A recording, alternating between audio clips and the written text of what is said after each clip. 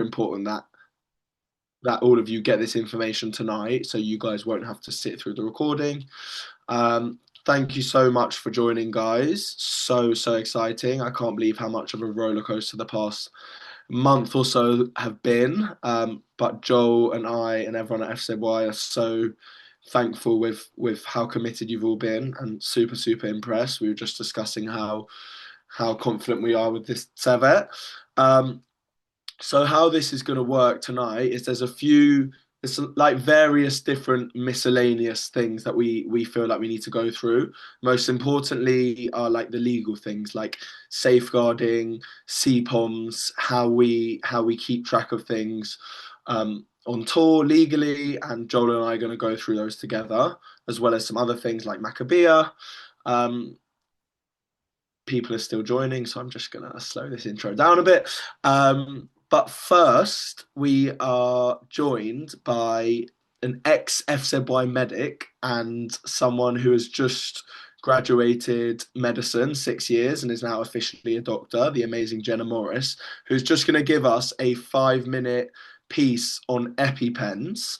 EpiPens was always going to be important, but there were a few things that we took out of the training because we didn't think we'd be going to Israel. Those are all the things that we're going to cover today because, of course, we are going to Israel. Jenna's just going to start on a 5-minute piece on EpiPens because at least half of your tours have a kid that may, God forbid, need an EpiPen in that event. So I'm going to pass over to Jenna, who'll give like a 5-minute piece. Any questions you can direct to her, then she's going to leave and Joel and I will take over. Hello everyone, thanks for having me.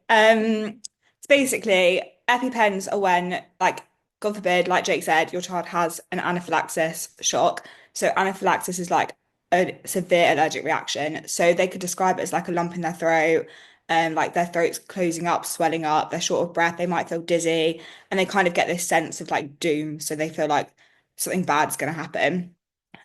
So because they're used to being an anaphylaxis child, they will know very well how to take the EpiPens because it's something that they have to learn when they're doing it. So they'll be like a probe. If you do need to help them, then it's important that you know what you're doing. So I brought a highlighter as a prop. So your EpiPen will have a blue top, um, and the whole phrase to remember it is blue sky to the top. So blue sky high and then orange to the thigh. So it'll be blue on top and then orange on the bottom. So you always want your blue pointing on your top.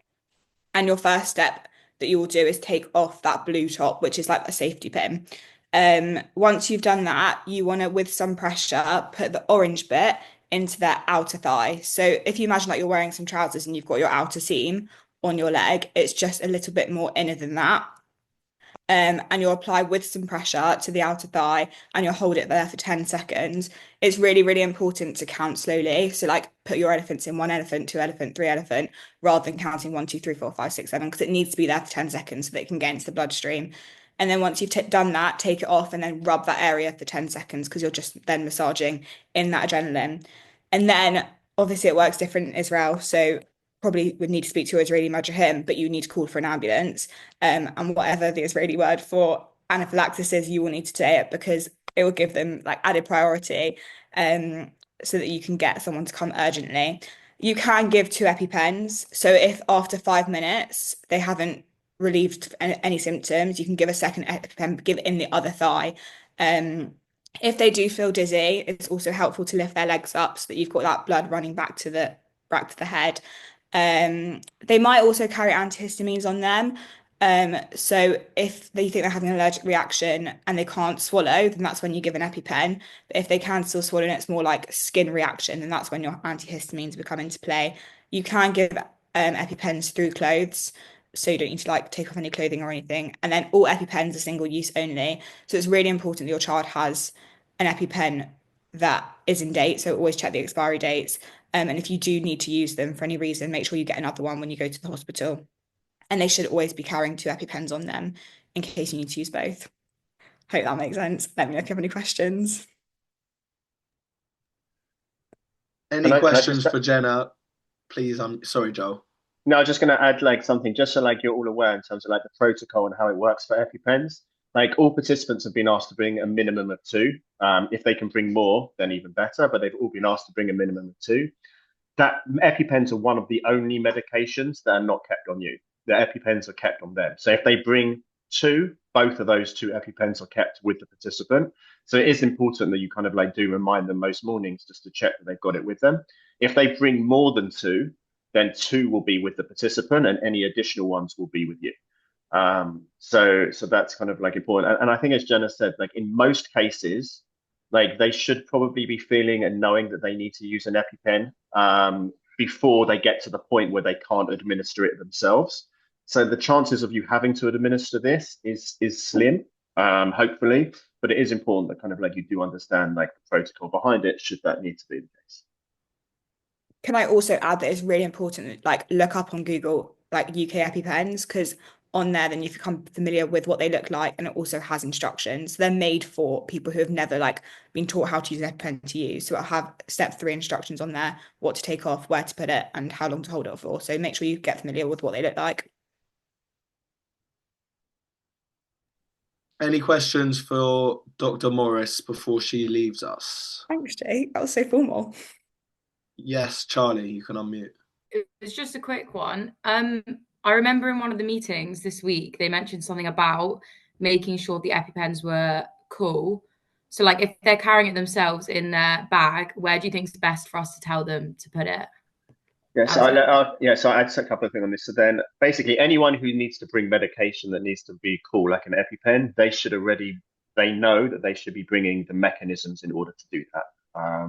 And each participant may bring something different. For you as Madrichim, we will be providing you with a cooler bag and a couple of ice packs, so that every day, like your any medication that needs to be cool, like can be kept in there. And you'll just need to remember every evening to like put the ice packs in the freezer so they'll be cool again the next day. But yeah, so like you'll have a cooler bag with ice packs. They should be bringing whatever it is, whatever kind of like method that they are having in order to do that, to keep that cool. But like we may need to help them with that process possibly. It's also as well that sunlight is mainly the thing that makes your EpiPens go out of date. So make sure they're just not in the sun as well.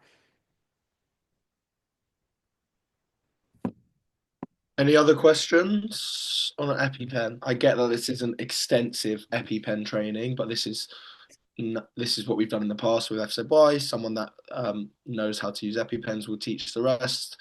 We hope you won't have to use it.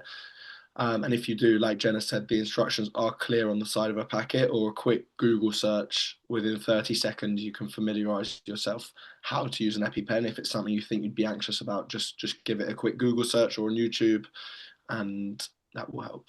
Can I ask a question quickly? Sorry. Of course. What's the thing on like if can you use someone else's EpiPen on someone else, or does it have to be their own? Like, say if someone didn't have an EpiPen for some reason and someone else did, like, what's the rulings on that? All EpiPens are the same. They're all basically just adrenaline. So in theory, you could use someone else's EpiPen. You do just run the risk then if they need their EpiPen. So I don't know what the SZY rules are on it, but they're all the same. They're not specific to people. Yeah, no, the SRI rules are like if someone needs an EpiPen, it's because they're in imminent danger. And so if for any reason they don't have that EpiPen with them, we would use someone else's if there is someone else's there, and we would just need to make sure that to be restocked like ASAP. But that's one of the reasons why you as Madrichim need to make sure every morning you know who are carrying the EpiPens. Make sure before they leave the hostel, just double check with them that they've got their EpiPen, so they're not, because as soon as they left the hostel and you're gone, like you probably can't turn back for that EpiPen. It's probably going to be quite difficult to do that. So yeah, the responsibility will be on you to make sure the responsibility is ultimately on the participant, but like you'll need to make sure that you're checking them. Any last questions before we move on? Okay, thank you so much, Dr. Morris, for joining us, and thank you for your contribution to FZY. Really appreciate that. If any pressing questions come in for Jenna, you can WhatsApp me and I can send them to Jenna.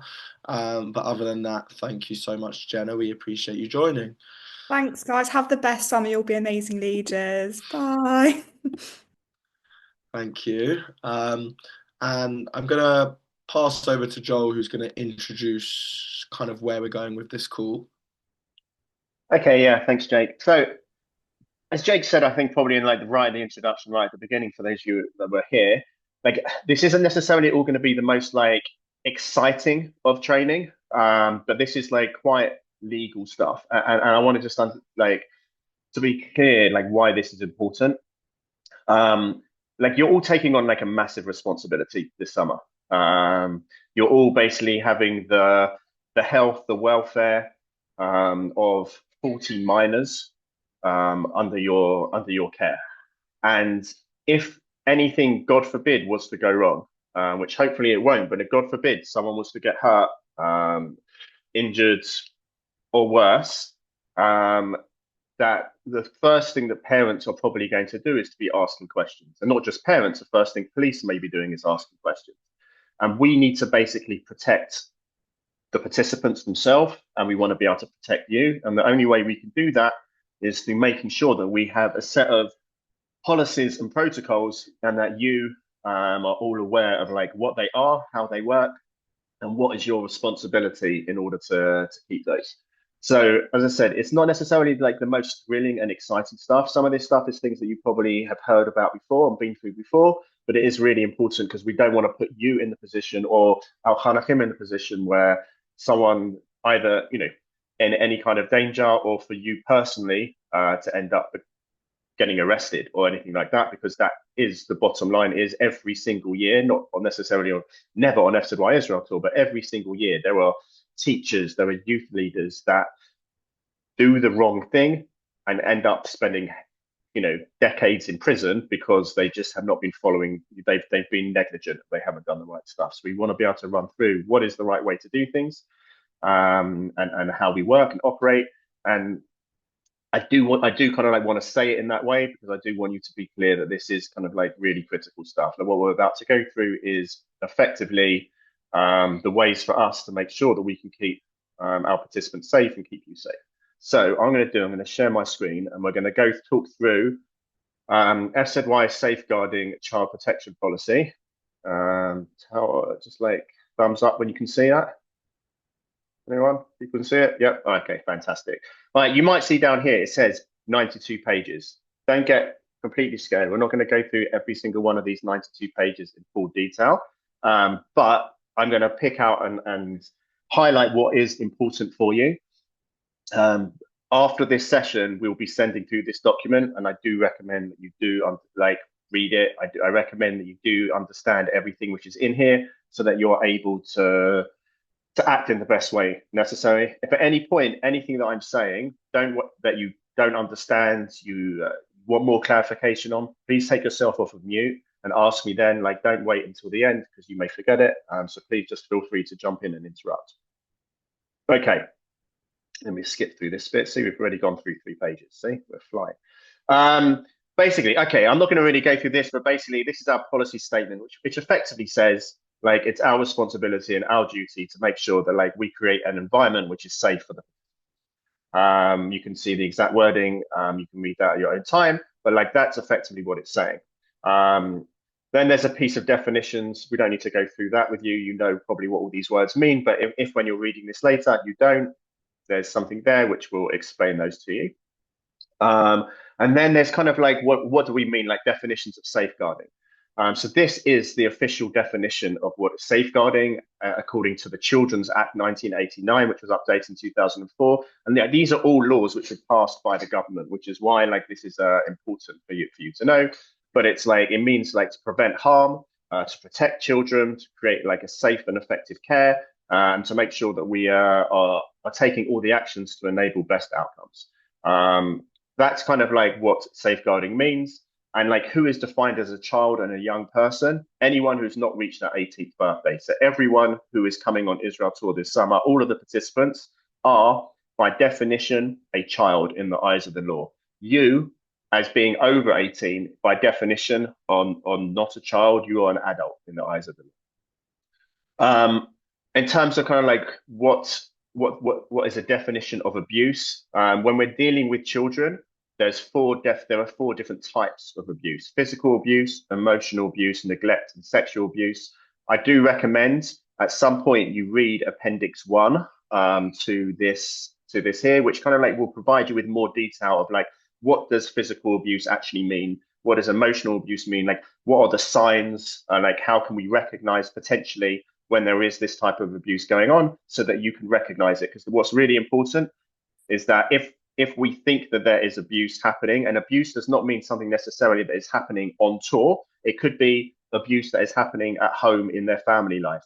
It could mean abuse that is happening in school, online for these participants. But if there are anything types of abuse that's happening, it's really important that you are able to spot those and know how to deal with it. And again, I just want to like stress like the importance of this a little bit.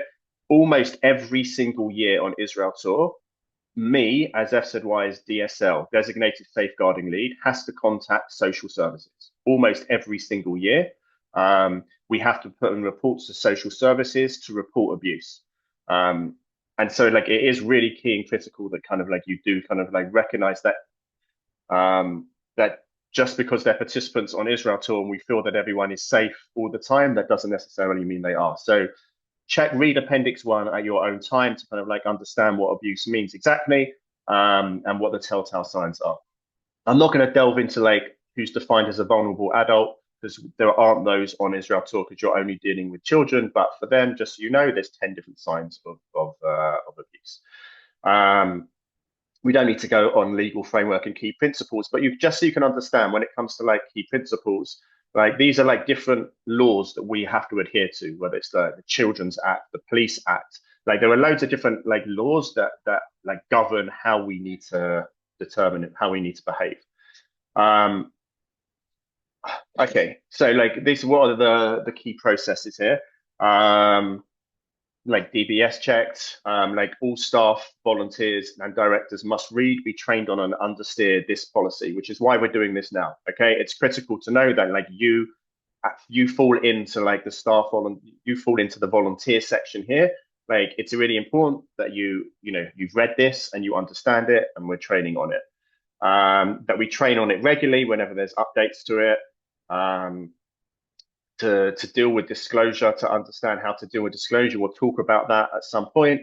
To understand like the CPOMS system, which we're going to talk about separately after we've gone through these policies, and like basically how we report stuff. So in terms of key responsibilities, like this is stuff that all staff, volunteers, and directors of FZY are expected to do. Okay, so 1, be provided with a copy of this, which we're going through it now, and we will send it to you straight after this session.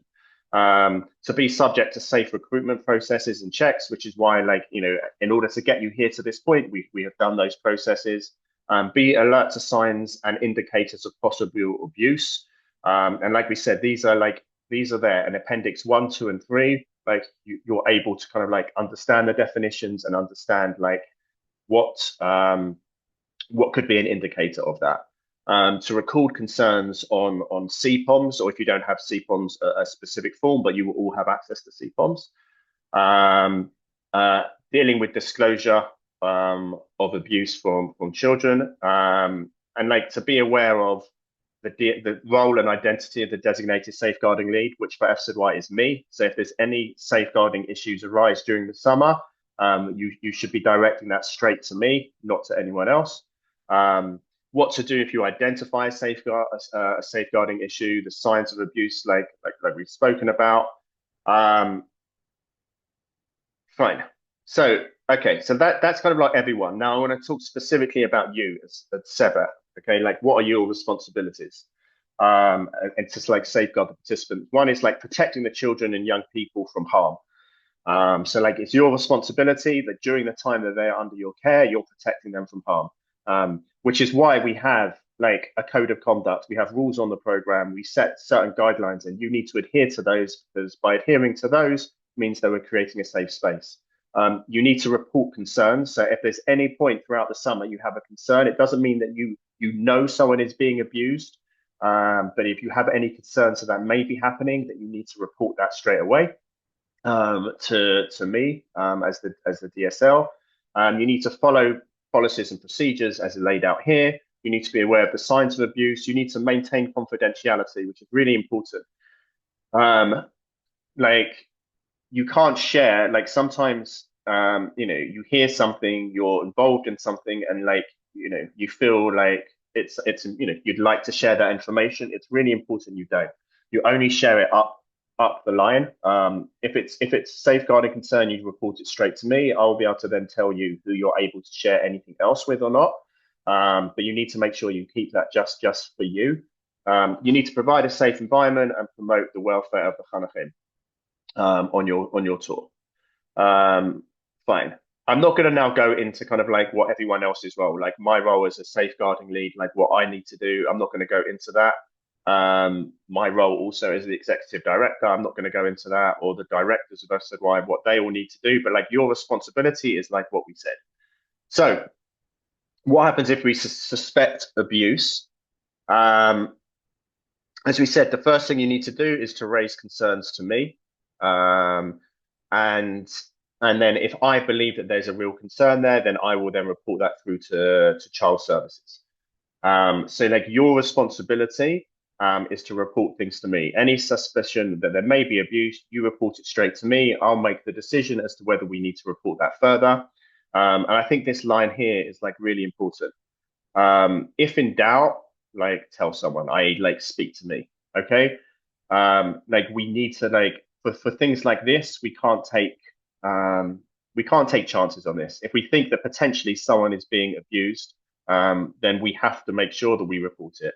So even if you're just not sure about it, but like, there's something which like concerns you, report it straight away, and let someone else kind of like take that responsibility as to like how those steps should go.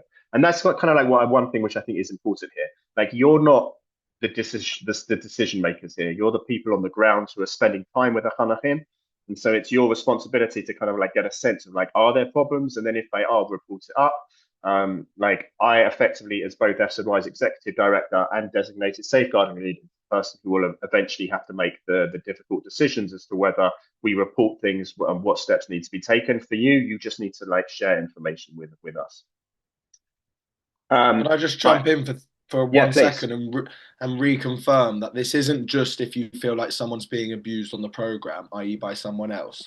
More often than not, if abuse is discovered, it could be that they're being abused at home by their parents, and they may say something to you just brazen in conversation that doesn't sound right. If it doesn't sound right, report it straight up. Don't think about it. Thanks. Yeah, and as I said, every single year, almost every single year, I'm reporting things into child services. Like, these things happen. It's not uncommon for kids to be abused by people. Like, let us try and do what we can to kind of like help them as much as we can. So in terms of like dealing with a disclosure, like if a participant comes to you and discloses some safeguarding concern to you, this is the way that you should be dealing with it. Firstly, stay calm and being reassuring. You don't want to be freaking out in front of them. That doesn't help them. That's really like the opposite of what we want to be doing. So stay calm at all time. Wherever possible, find a quiet place to talk. Quiet does not mean in a closed room. Wherever possible, like try and find a quiet place outdoors where other people could see you but not necessarily hear you. So you're not putting yourself in any vulnerable position. Like, listen to them, but don't press for information. It's not your responsibility to kind of like, you're not the police here. You're not like looking to like build a report. You're there to kind of like, listen to them and be a place for them where they can share things. If you're shocked, angered, or embarrassed by what's being said, like, don't show it. Like, we don't want you, just want to be kind of like, to be there to reassure them, to hear them. Like, your time to show shock or anger or embarrassment or whatever it is can come after, when you're having a conversation with me. That's fine. But like, when you're with the Chanachim, please don't do that. Don't challenge them, don't confront them, don't criticize them. Like, even if when they're telling you something, it doesn't fully make sense, the timelines don't make sense, there are obvious errors, don't like challenge them or confront them.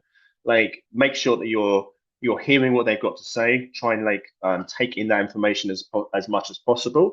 Again, there's times to kind of like question that with me later on, but like don't to them, the Hanachim. Tell them that you believe them.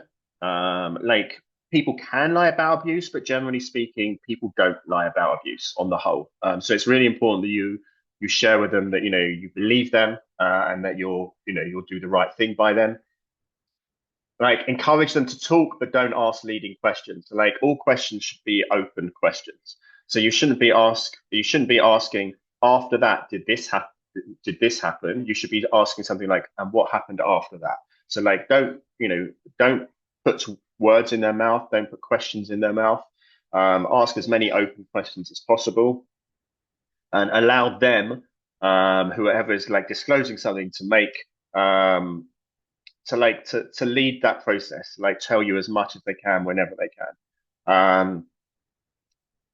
So it says listen and remember, like it's essential to record all you've heard. And when I say that, I mean obviously don't just like take out your phone and press record and like voice record them. But it's really important that as much as they're telling you, like you can say to them, is it okay, like whilst you're talking to me, I just make some notes. Like if they may say yes, they may say no. If they say yes, then do that. Obviously make sure you're still paying, you're focused on them and looking at them as much as you are on your notebook. If they may say no, that's also fine, but then just make sure that afterwards you're writing down everything you've been told in as much detail as possible and use their words wherever possible, not your words. Don't paraphrase things, put things as much as possible how they said it. Whatever you should do, don't criticize the perpetrator of any abuse that they're talking about. More often than not, people who abuse someone else are people who they know. It's often family, it's often close friends, it's people who they have relationships with. It's rarely someone who they have no idea who it is. So don't criticize the perpetrator. Just hear what they've got to say. Listen to that. It's not our responsibility to make judgment on anyone. If make sure you understand correctly. Like if they're saying something and it's not clear in your mind, like just check and be like, can you clarify that for me? Or just be like from what you said, it sounds to me like, this is what happened. Like, is that right? Or have I made a mistake somewhere? Like make sure like you're understanding everything fully. Don't promise confidentiality. Like we can't, the Hanachim are children. Like they do not know. They haven't yet got the maturity to understand when they may need help, and there are certain things where depending on what it is they're going to share with you, that you may have to report up to me or to other people. So if they ask, I only want to share this with you if you promise not to tell anyone, then you can't make that promise. You can say, listen, like I will only share something if I feel that it's if I need to share it to be able to help you and to support you, and it'll only be shared to a limited number of people. But you can't promise confidentiality. And it said here, acknowledge and praise the child for telling you what they've had to do, and it's probably a hard process for them to do that. And again, don't make promises you can't keep. Don't tell them, I promise you, like we'll keep you safe. I promise you that this won't, that this person won't be able to hurt you again, or whatever it is. Like, don't promise something that you can't keep. Like you can tell them, listen, that we'll do what we can. I'll do what I can to try and make sure that I get you the help or whatever that is, but don't promise them something that we're unable to do that. As soon as kind of that disclosure is finished, like you should immediately speak to me. And update me of what's going on. Like ideally to do it by phone straight away. And once you've done that, then to sit down on CPOMS, which we'll speak about in a little bit, and write up a full report of exactly what was said in as much detail as possible. At that point, like I would then make a decision as to what happens, and whether other people, other staff, or other agencies need to be involved in this process. And how we move forward. Sometimes the moving forward process will involve you, and sometimes the moving process won't involve you. Like it's nothing to do, like if you are taken out of the process, it's nothing whatsoever to do with your capability or anything like that. It's to do with in certain situations, we just need certain professionals to deal with certain things. And so that would be the reasons why that would be happening. So don't feel hurt if kind of like you share something and then like you're not necessarily involved in all of the follow-up process, and you're not even necessarily knowing what the next steps are. It may just be that we'll have to share with you, listen, I can't tell you what the next steps are, but we're following a process. You need to trust us. Like we will, where it makes sense for the participant, we will keep you involved in the process. I'm not going to go through here necessarily and what happens if an allegation of abuse is put onto you. But basically what will happen is that if at any point a participant or someone else accuses you of abuse, like there are certain steps we'll need to take. We would have to, whether we believe the claim is true or false, we have to report you to the local authorities. Like we don't have any, that's our legal responsibility of FZY. We would have to kind of like separate you from that participant as well. Hopefully these things aren't happening. I mean, I'm sure that none of you would even think of for a second of abusing a participant, but I just want you to know, like there is a process which is there. Like, so if it ever happens, we'll talk about it more. If you can look at Appendix 5, where it kind of like talks through that process a little bit more. Shares here about when we involve parents and carers. Like we only want, sometimes when someone discloses some information, the best thing to do is for their parents to have knowledge of that and to be able to be a part of that process. Sometimes the worst thing to do is for parents to know that, especially if maybe the abuse, the allegation of abuse is against the parent. So again, that's a decision that I will make along with other agencies if and when need to. There's a whole piece here about confidentiality and how we store information, but basically make sure that you're only really putting stuff here on CPOMS. Don't kind of like share it elsewhere. The CPOMS process is a secure system.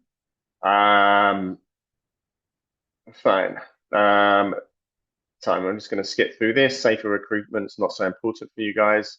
Additional. All right. So like basically what I've done so far, 14 pages in, we've now finished the safeguarding policies, but there are appendices, and like some of those we're going to go through briefly. So like I said, we're not going to go through this about Appendix 1 of recognizing abuse, but you can see here, like here it talks about like what is abuse and how it is, what it looks like. So we're not going to go through that now, but please make sure you do read that. And if reading it you have questions to ask about it, then please do ask, and like be in contact with me and ask. I'll be very happy to go through any of this stuff in more detail. Appendix 2 is less relevant to you because it's about vulnerable adults. As I said, we don't have any of those on our program.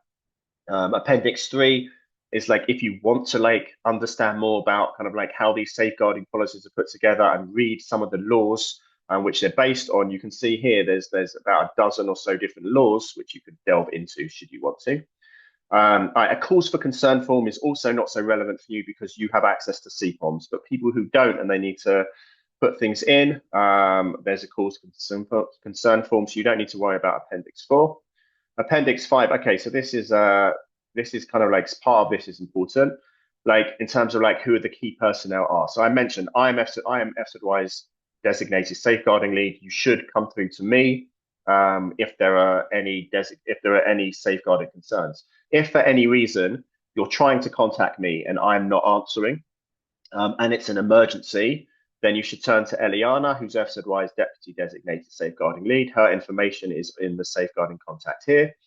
And FZY also has, like, as part of FZY's like a formal like directors kind of like process, we have a safeguarding committee as well. And Dina Shmuel is the chair of FZY safeguarding committee. So you should go to me if for any reason you can't get hold of me. Go to Eliana, and if for any reason you can't get hold of Eliana, then go to Dina. Obviously, again, in the exceptionally rare situation that anyone would come to you and accusing me of anything, then obviously don't go to me. You go to Eliana or you go to Dina.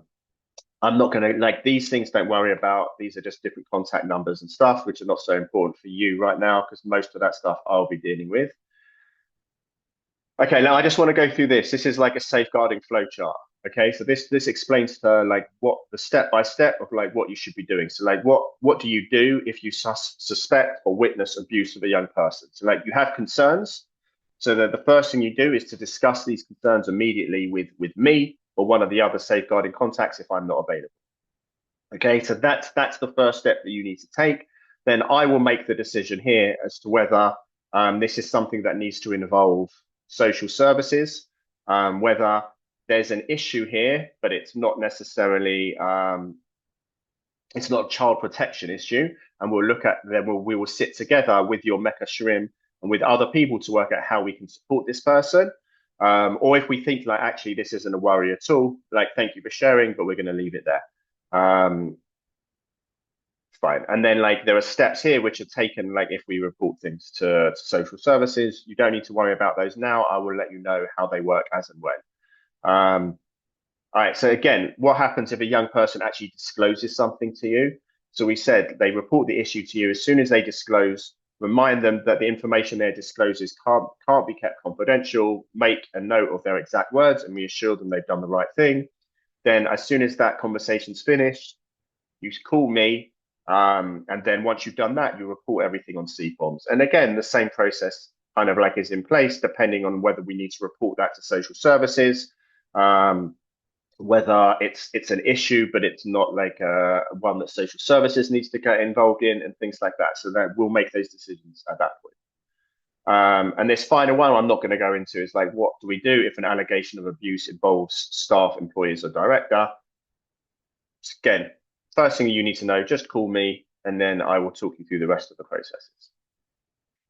Okay. The next appendix here is like our health and safety policy. I'm not really going to go into like this in any, I'm just going to flick through just to make sure there's nothing specific that I want to share with you. What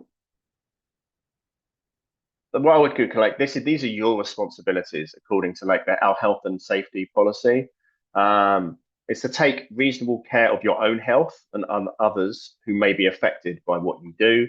Cooperate with like FZY and health and safety matters, act in accordance with training and instructions, perform any necessary duty required by law, inform the appropriate person. For you, on the whole, this will be your Mecca Sherat, and of any situation representing a serious and immediate danger, so we can take action, and to like model safe and hygienic practice for the Chanachim, and to set a positive like role model for them. Like they're your responsibilities when it comes to health and safety.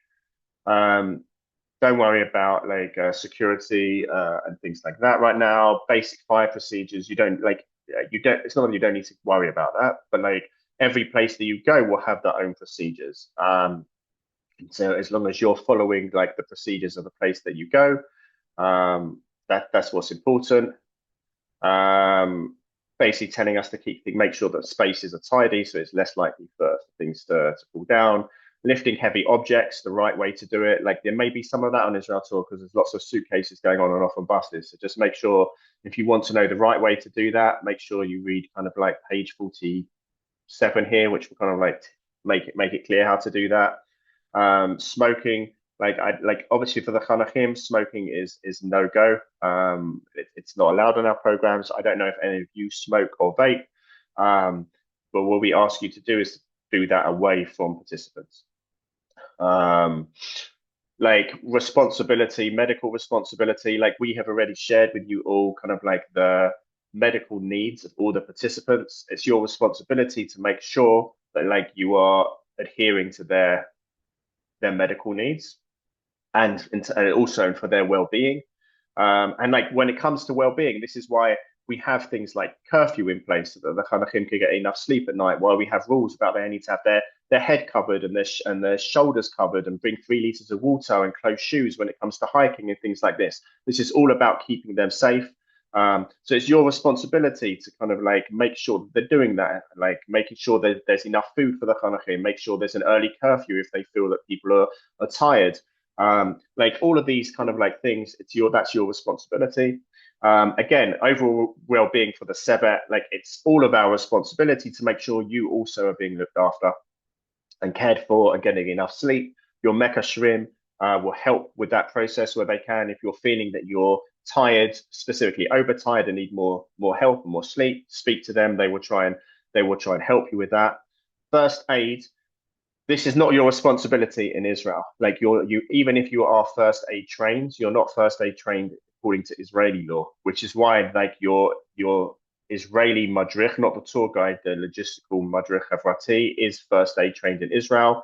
They will be the ones who should be administering any first aid. Like that should not be you. So be aware of that. So if at any point, like any of your chanachim, I don't know, on a hike, trip over, their legs bleeding or it needs to be bandaged up, it should be taken to your logistics madrich, who should be dealing with that. On the flip side, medication is where it is for you. Like by law, only you can hand over to the British chanachim their medication. So it's really important that like you are on top of that. We'll talk about it, but when we talk about CPOMS in a minute, how we kind of like go through that process. But that's your responsibility to make sure that like that is the medication is going to the chanachim when they should be, and that's being reported on CPOMS. It's like something here about kind of like if people need to go to hospitals or go to doctors externally, the process of doing that. But basically, make sure you're speaking to your mekasher if that's needed to happen. And like they will talk through kind of like how we do that, but we shouldn't be taking public transportation. It should always be like either on the tour bus or in a private taxi and things like that. And like when you do go to a doctor or a hospital with your chanachim, you need to be with them the whole time. You can't just leave them alone in the hospital. Like you need to be with them for that process. The only times when obviously that can't happen is if they or you need to go to the toilet, or if they are having like a physical examination in a place where it's not appropriate for you to be around. Outside of that, like you need to be with them the whole time. It's your responsibility. We'll talk about when we're going to CPOMS to like report when there's any accidents which are happening. Don't worry about reporting stuff to the board. I deal with that. Staff ratios, don't worry about that. Like we're putting you in a situation where we're not doing that. Risk assessment, I'm going to send after this session our risk assessment for Israel Tour. Like every different organization involved in Israel Tour has got its own separate risk assessment. Like Tlalim has it on things that they're dealing with.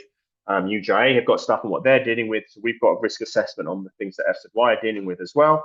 I will send that to you so you can understand how we're trying to limit the risks to our participants and making sure that we're keeping them safe. So make sure you have a look through that and you understand that, and any questions, send on to me. Insurance, not going to go into it, but we have the right insurance policies which are available. That's that. There's a piece, next appendix is behavior and anti-bullying policy. Basically, this here is our code. This is the code of conduct. This is basically our code of conduct, effectively. It says what everyone's responsibility is. So like for your responsibility is making sure that you're there at the right time for activities, ensure that the chanachim enter and leave sessions in an orderly way, display good group and behavioral management, establish a stimulating, engaging and formal education environment, provide adequate supervision during programs, be courteous, polite to the chanachim, praise and encourage them and reward them, make it obvious that each chanach is of equal importance and we're not favoring one over another, and to seek further help and guidance from other members of the Sebet, whether that's your co-madrichim or your mekashrim, if you need that help. Promote positive behavior as well. It shouldn't just be about negative behavior that we're dealing with, but if there are chanachim which are doing really well and doing good things, we should be promoting that type of behavior as well. And then it's the code of conduct, which I know you've had a session on, so we're not going to go through the code of conduct now. I'm just going to go all the way through this, but the code of conduct of all the rules that are on our program, and then the strike system and how we deal with it. But they're things that you should already have gone through. So we're not going to go through it now. Then there's this section here about antisocial behavior and bullying. Like, what is antisocial behavior and bullying? Like, how can it be in verbal, physical, emotional forms, cyberbullying, different types of bullying that you should just be aware of, homophobia, sexual or sexist bullying, different things like that. So like these are all things, cyberbullying as well, especially when it comes to things like on Instagram, on TikTok, on other things that your chanachim may set up and may have, like be making sure that you're aware of like what's going on, so that if you see things, and again, most years, there are issues going on some of these platforms that your chanachim will create groups and put really inappropriate things on there about other chanachim. So it's really important that you're aware of this stuff, that you're trying to like note it and kind of like report that up to your Mecha Shrim if and when these things happen so we can deal with it. Tells us how we respond to bullying, but generally speaking, like the first thing is like, obviously if there's some bullying happening at that exact moment, stop it from happening. Make it kind of like, you know, stop it from happening at that moment. Then the best next case scenario is really to be speaking to your Mecha Shrim and they will help you and guide you through any process.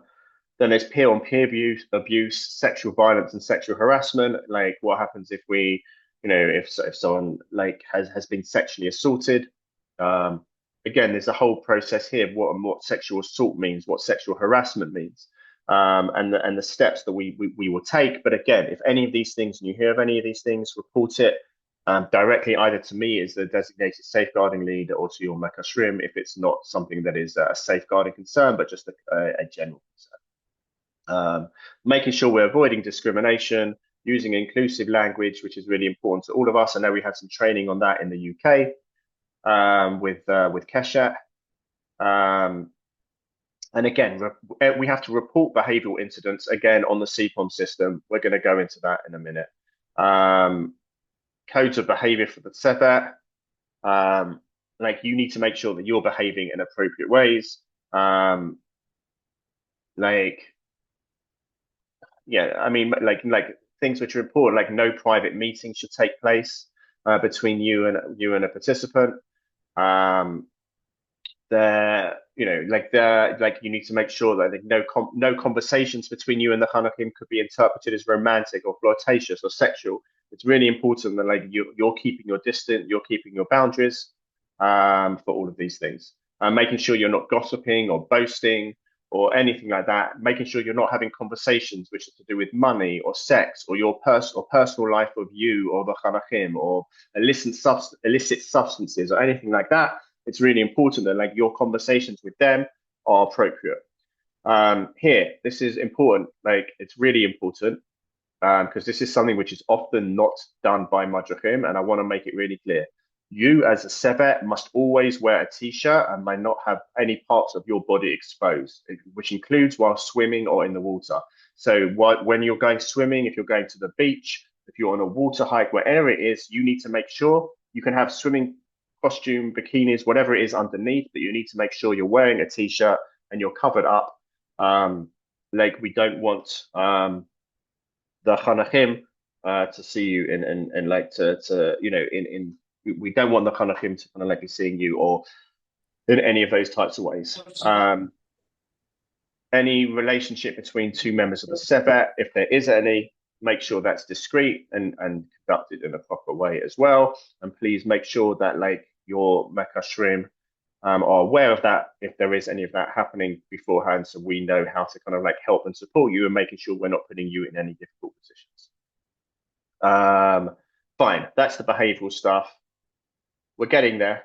I know this is long, but now on page 76, we are getting there. All right, communication policy. All right, so this is like how we can communicate with Chanachim.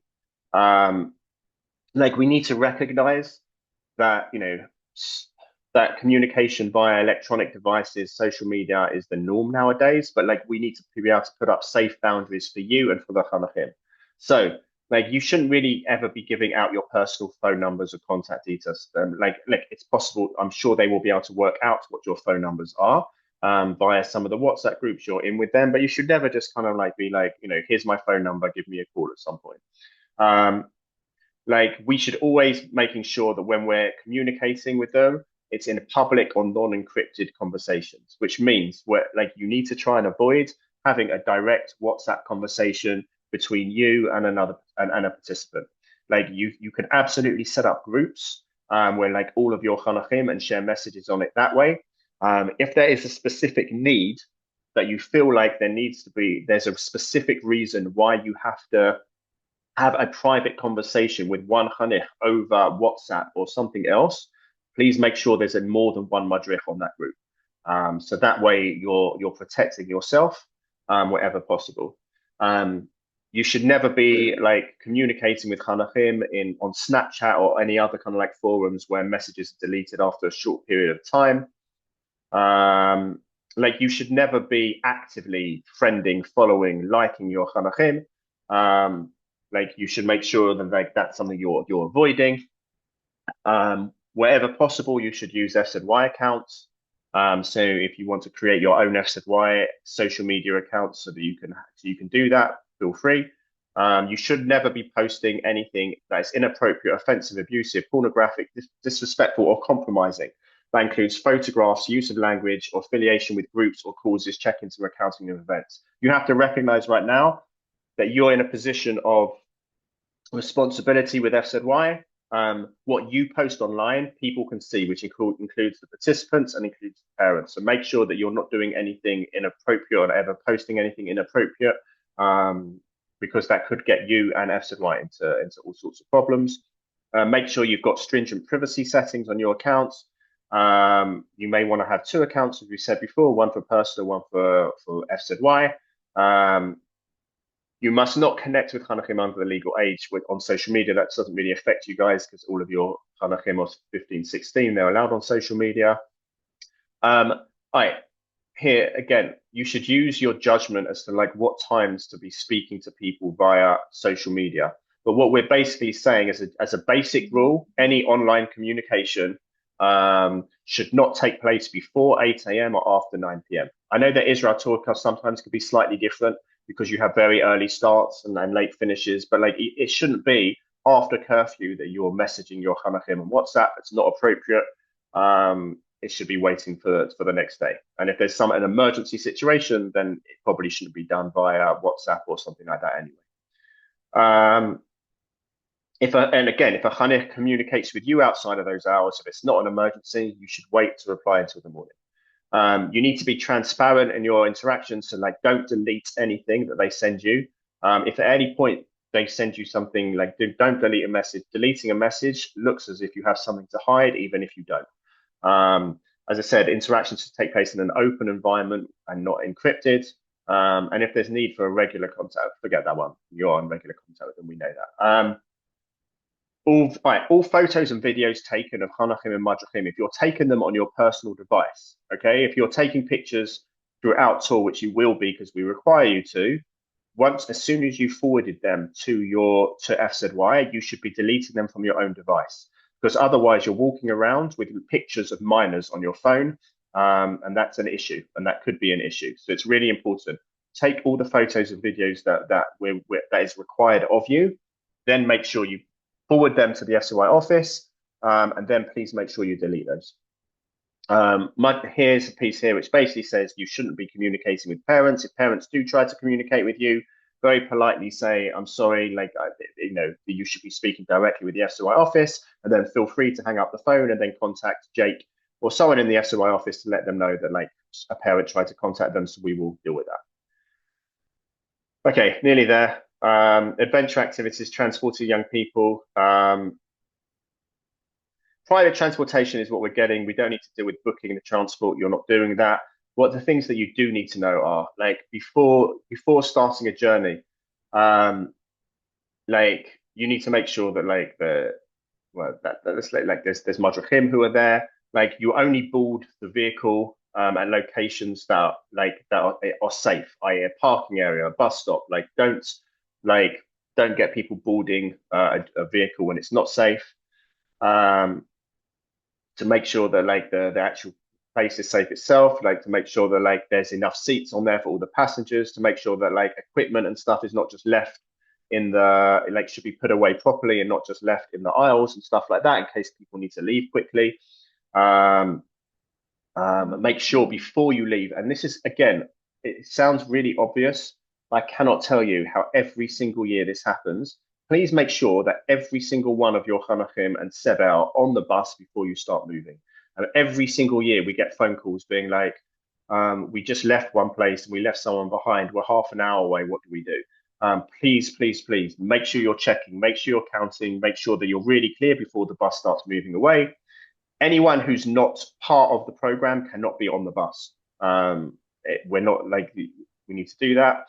And when any vehicles where there are safety belts, you as the Madrichim need to be instructing your Chanachim to wear those for their safety. Can I add something super quick?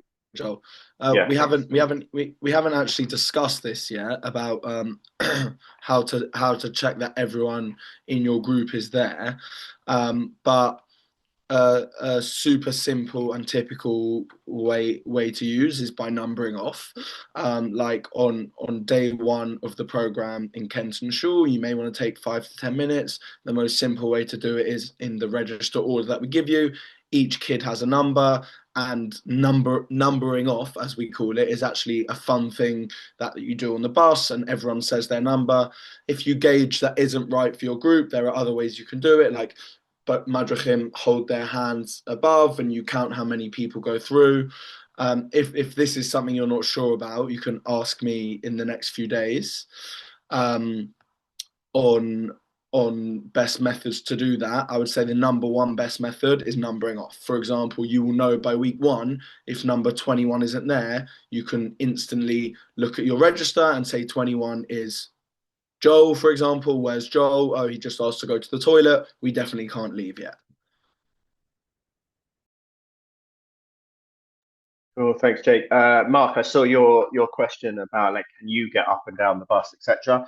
Like, you should minimize that. If there's a need to, then yes. But like, you shouldn't. Like, you should be setting kind of like the same like example to like the reason why you want them sitting down and wearing their seatbelts is because that's the safest thing to be doing. You should be trying to model that behavior as well. Obviously, if there is a reason why you need to get up and to do that, do it as quickly as possible, as safely as possible. But yeah, try to minimize that wherever possible. So during the journey itself, it says, look, we should not be allowed to stand up or get up from the seat whilst the vehicle is moving unless there's an emergency situation. Kind of like answers that point from Mark.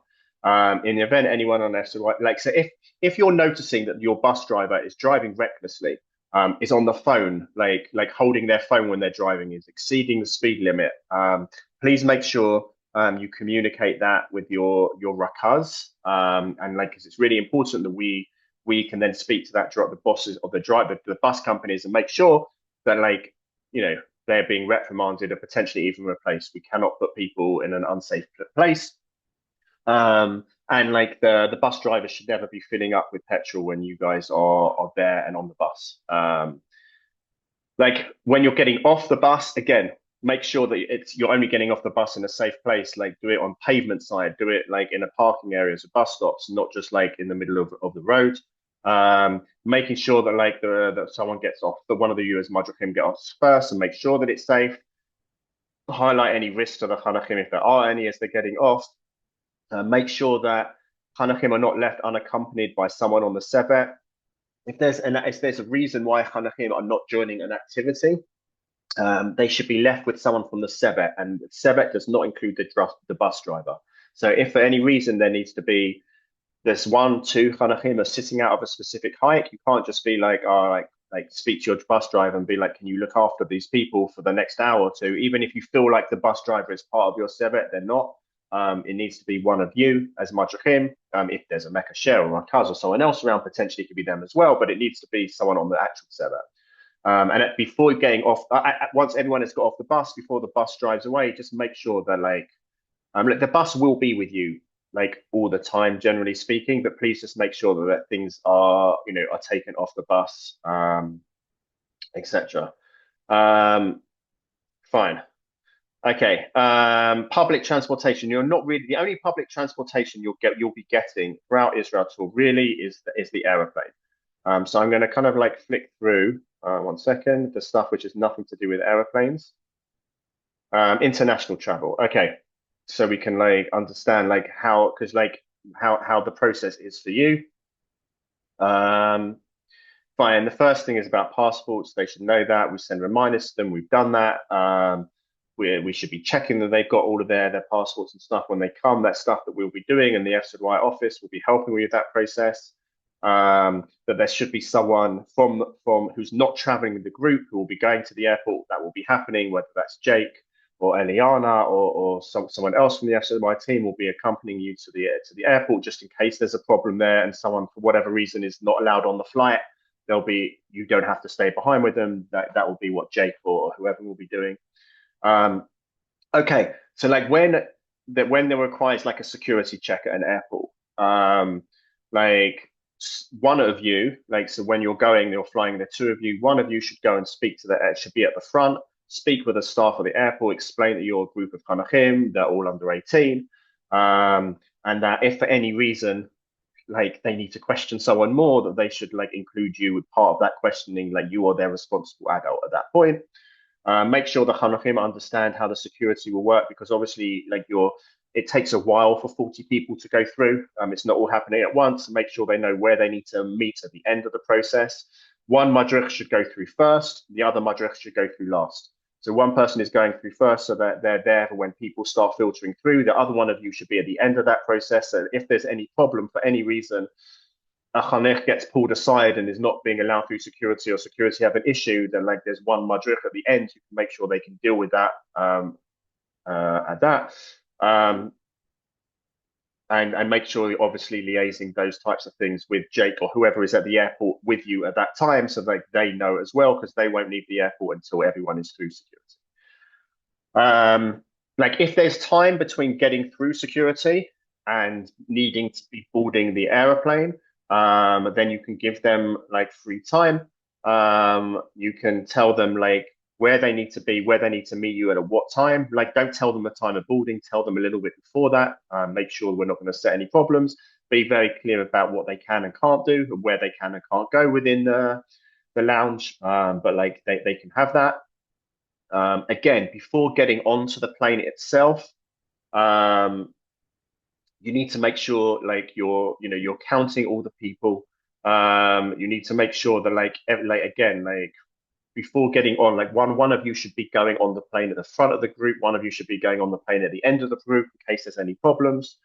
And again, this is also really important. It's amazing how many times this happens every year. Before getting off the airplane, make sure they have everything. And I'm talking about passports here, because it's amazing how many Chanachim manage to leave their passports on the airplane. Like, they have their passports, we take them from them and at Ben Gurion Airport once they're through.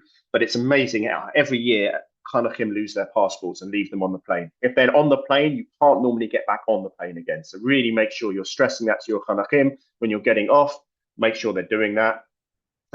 One of you should kind of like lead them through the process again. One of you again should be at the end of the group, be counting them at all stages when you get off the plane, like when you're going through passport control, when you're at the baggage place, before you're moving through, just make sure that all the time you're counting them, making sure they're always there.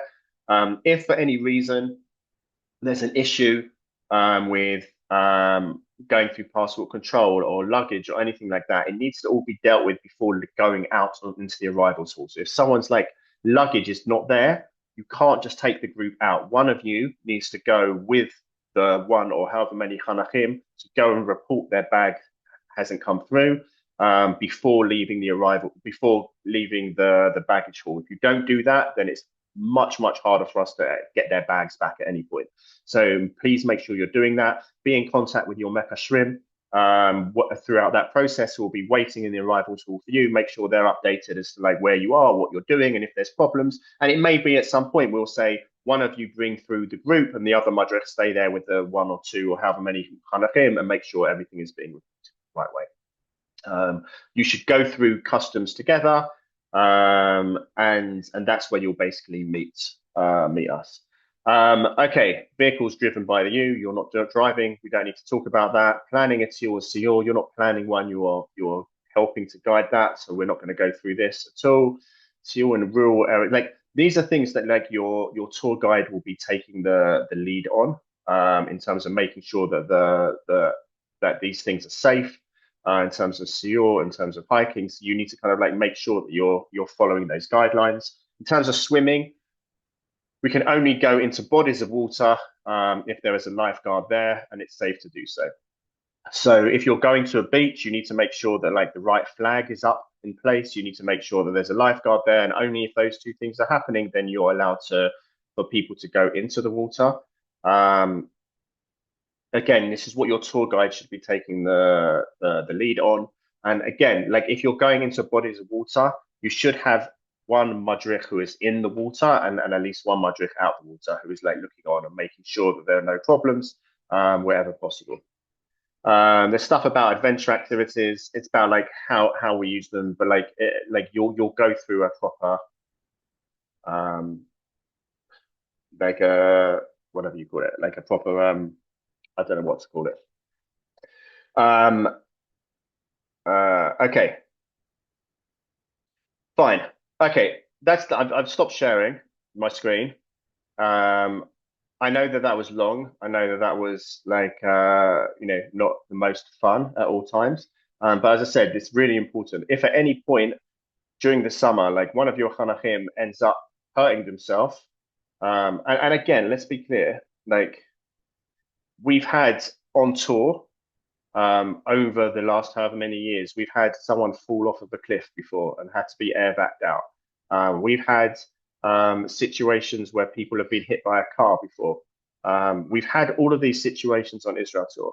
If those things happen and someone ends up being seriously injured or worse, the first thing there's going to be doing that, like not necessarily by us, but by the authorities, is to kind of like make sure that we have been dealing with have been following protocols and doing things safely.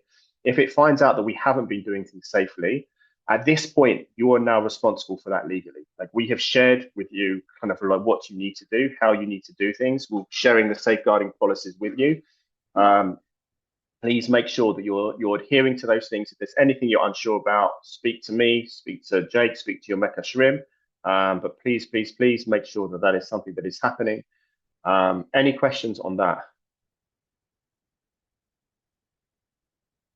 Okay, fine. We're going to move on. I'm just trying to think of like there's a way to kind of like break this up slightly, so it's not just me kind of like rambling a lot. Let's see. Okay. Should we drop something in as an interim before we move to CPOMS, or would you? Yeah, let's do that. Yeah, let's do that. Okay. Do you want to talk post? Like post Israel? Yeah. Okay. So I'm gonna speak for a few minutes about post Israel tour with FZY, because we haven't, although we have done the FZY journey, we haven't gone like into the specifics of the two main programs which come post FZY tour, which is Dila and Hadracha Aleph. I'm going to start with Dila. And is Charlotte still here? Yeah, Charlotte's still here. Maybe I'm going to ask her to even turn her mic off and give a small piece on Dila, and Saf, I think, also did Dila. Anyone that wouldn't mind sharing, but I'll give it a go. It's not my program. Dila is I'm going to send right now, actually, what Emily, the Dila coordinator, has just sent, so you can get it up on your phone in front of you.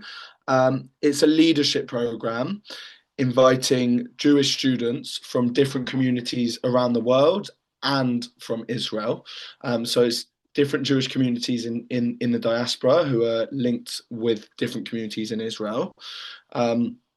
The program is slightly changing a bit in the UK. So it's going to be less Shabbatonim, and it's going to be just London based. So unfortunately it isn't available anymore to your northern participants. It usually is quite popular with the northern participants. FZY are the official runners of Dila in the UK. So Emily, who is the Dila coordinator, sits in our office. It's not an FZY program, but we do facilitate this program. And it's a way to meet Israelis, learn about Jewish culture, Jewish identity, Tikkun Olam, and leadership. Joel, Charlie, or Saf, anyone? Charlie or Saf, do you want to just do a small piece on what your experience was with Dila? I'd say like my highlights, kind of, so then you can like use it to advertise to your kids, maybe.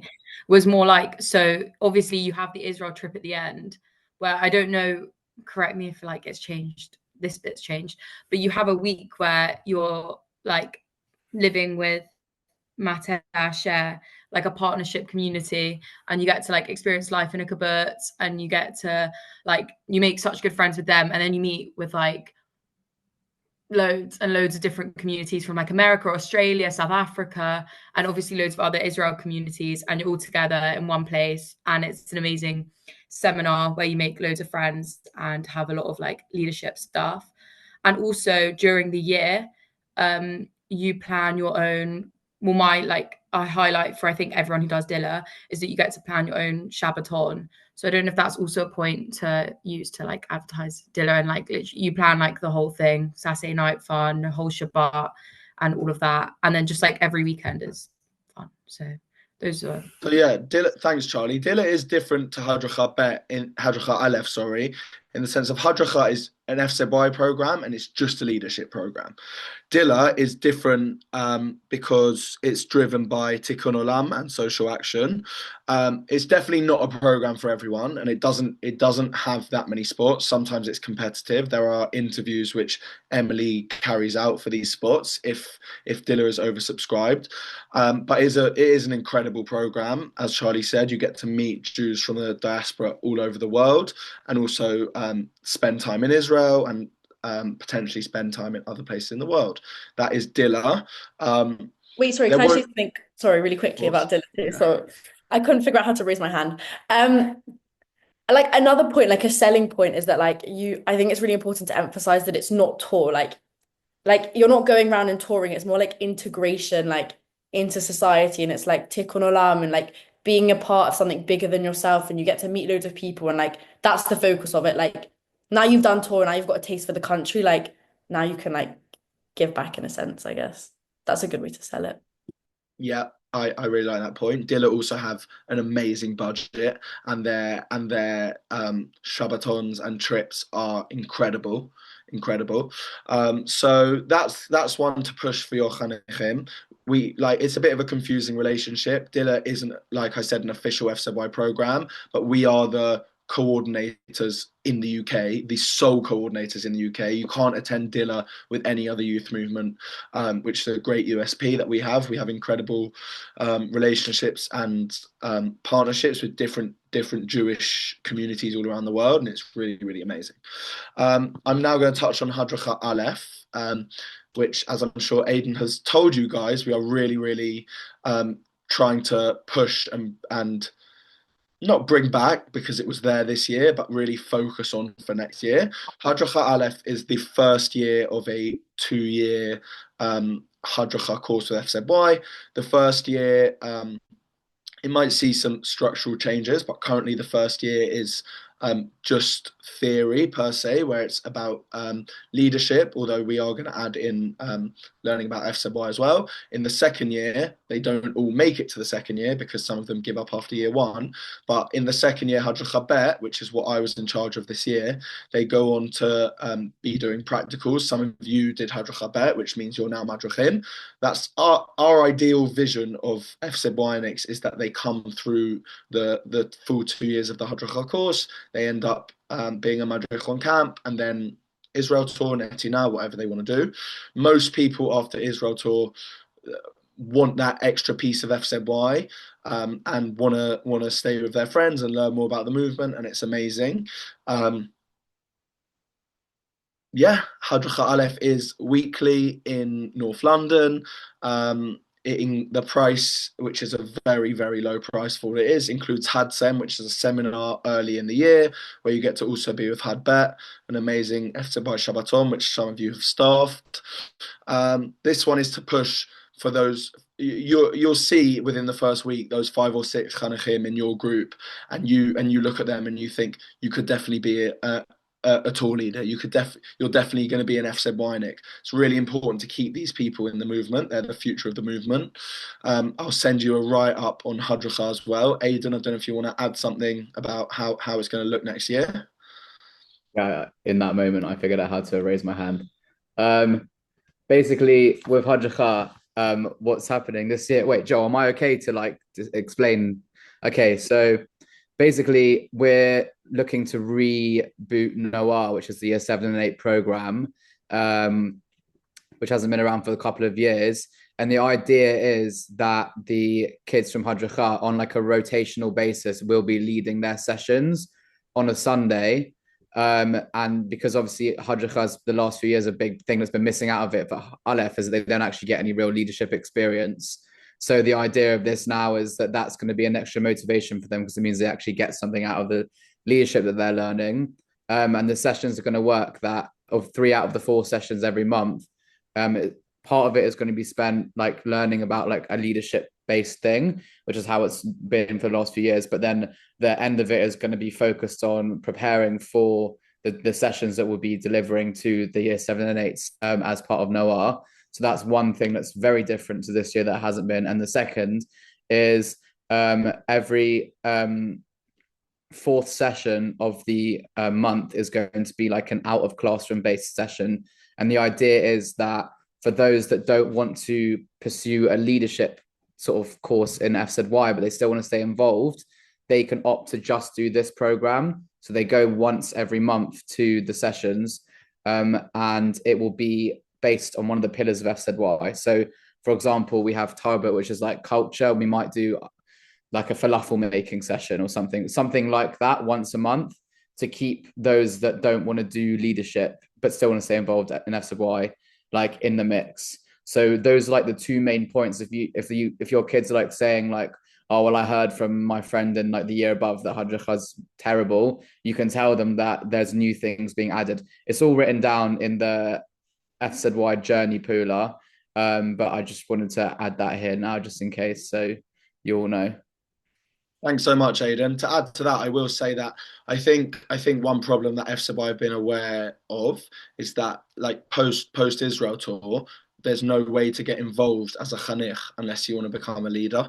That's something that we definitely recognise as a problem. Joel, myself, Lucy, Aidan, everyone who's been in these discussions. That's why we've added this new structure of Hadricha Aleph, that once a month, those who aren't interested in leadership can join. And hope Joel doesn't mind me saying that we're also looking at the potential of like a bigger event, maybe once or twice in the year post Israel tour, which would be like a bigger reunion with all the tours involved. That hasn't been fleshed out at all yet.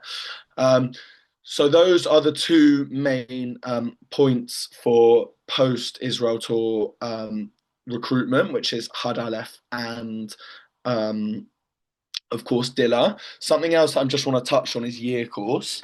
As you may know, FCY have struggled with year course numbers for the past 2 years. We are honoured to have a few amazing year course alum leading tour this year. The amazing Josh, Lewis, Evie, Yael. There's one more. Katie, Saf. Who was the last one? I don't know. Whoever that last Katie. one was, I'm sorry. Katie, sorry.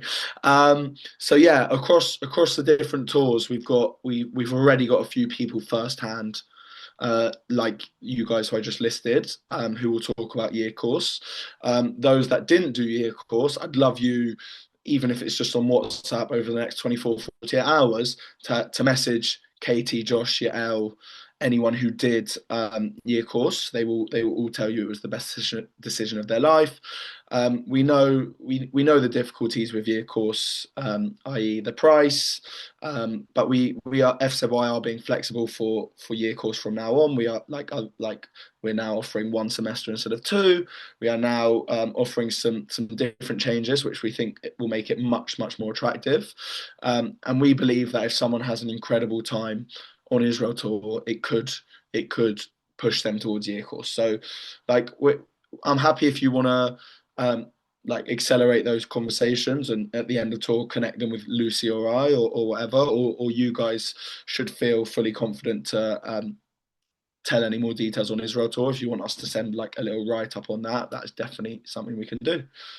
Joel, how did I do? Fantastic. I've been rested as well. Okay, all right. What I'm going to try and do, we're going to talk about CPOMS now, and we're going to try and make it as interactive as possible as well. Before we kind of like do the interactive stuff, just a couple of like points. CPOMS is where we report everything to do with health, welfare, behavior, anything at all, from a chanich being 5 minutes late or disrespecting you or punching someone in the face in terms of behavior stuff. Anything from giving chanachim their daily medication to a chanich having a headache to a chanich falling off a cliff, to a chanich being homesick or finding it difficult to get into the group, or like we spoke about before, an actual safeguarding concern about abuse. All of these things are like the place to report them is on CPOMS. And I want to give an example of a couple of years ago as to why this is so important. A couple of years ago, we were very, very, very close to being sued, and specific Madrichim potentially were very, very close to ending up having a legal, like a lawsuit by themselves because they didn't follow our protocol. That there was a chanich who takes medication, who the Madrichim swear blindly that they gave the medication to the chanich. The chanich says that they didn't get the medication. The medication was, the participant was ill. But the problem was the Madrich did not fill out the appropriate stuff on CPOMS. Because they didn't fill it out on CPOMS, we had no way to prove that actually has happened. Like CPOMS is one of these systems that is basically used in most schools in the UK. It's like once you enter something in there, you can't fully delete it. And if you enter something, it's timestamped. So if you give someone medication, it's timestamped at that. And so if a parent ever tries to claim you never gave it, then we have some kind of proof to be like, well, it was given, and at this time it was kind of like we reported that it was given. So it's so important that we do this. We recognize that it sometimes can be frustrating and difficult, that like you've got so much to do, and like writing a report to say that you have done something may feel like a waste of your time and may be difficult and challenging for you, but it's so important. It's protecting you. Like that, this is what this is all about. It really is protecting you. And it's also giving you a backup, because every time, if you're mekashrim or noticing that, like, hang on, like, there's nothing reported here about someone getting medication, that may trigger something to them to be like, to pick up the phone to you and to be like, did this person receive medication today? Because I know that normally you log it and you didn't log it right now. So like, it gives us like a fail safe as well, that we can, as much as possible, try and help you to make sure that there are not mistakes being made. So like, that's the reason why it's so important. I want to now talk us through what we're going to do. So the first thing to do in order to like use the system properly, it's like there's a two-factor authentication system. So for all of those of you who can right now, what I'm asking you to do is go to Google Play or whatever it is on the iPhone, I don't really know, but the equivalent, and to download either the Google Authentication app or the Microsoft Authentication app. You need to you need one of those apps in order to be able to use the system properly. So I'm going to give you like a minute to kind of like to do that now. And then what we'll do is like, we're going to try and get you all to like log on to the system. Like if you look at Jake's thing, Jake's showing you like one of the apps that potentially you want to use, Microsoft Authenticator. So download that. And then what I'm going to do, I'm now just going to put in the chat a web address. But this web address is important. This is a web address you need to save somewhere, because for you to now access how to put things on CPOMS, this is the web address that you need.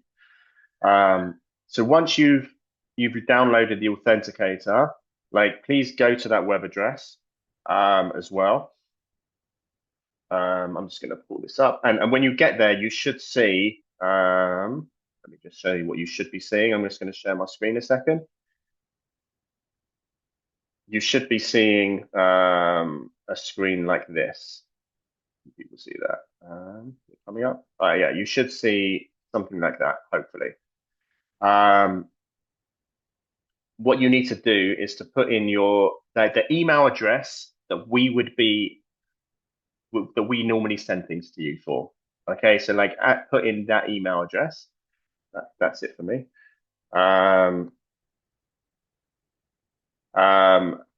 And then hit next.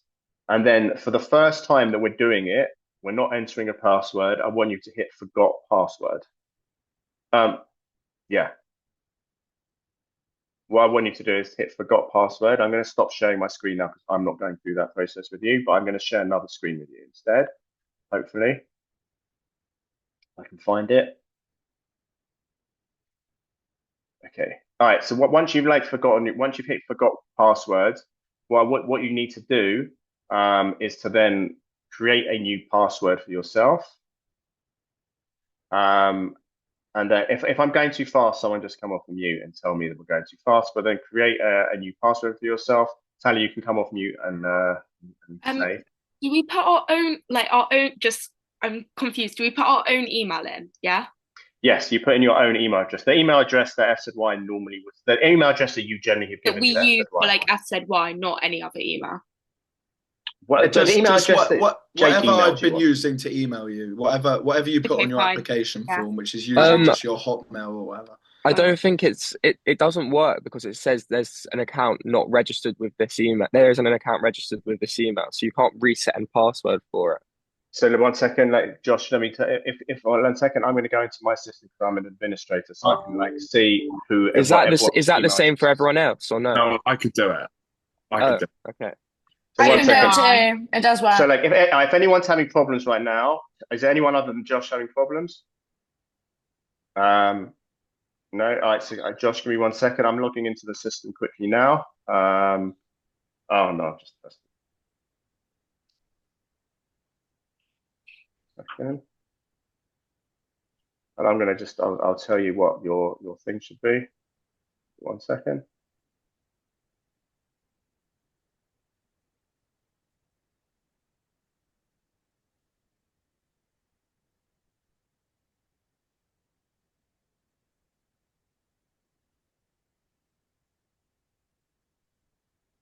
Meanwhile, everyone else, if you can reset your passwords, and then I will be with you in 1 second.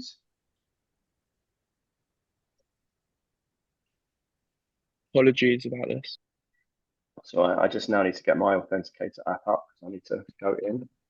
Well, while Joel's doing this, reset your password like you would any normal app. It's going to send you a reset password link. I think you need to use a capital and a number and a exclamation mark or something, but just do a password that you use for other things that you won't. Jake, I have a question. Yes. Do we do this on normal, Google? Yeah, browser's fine.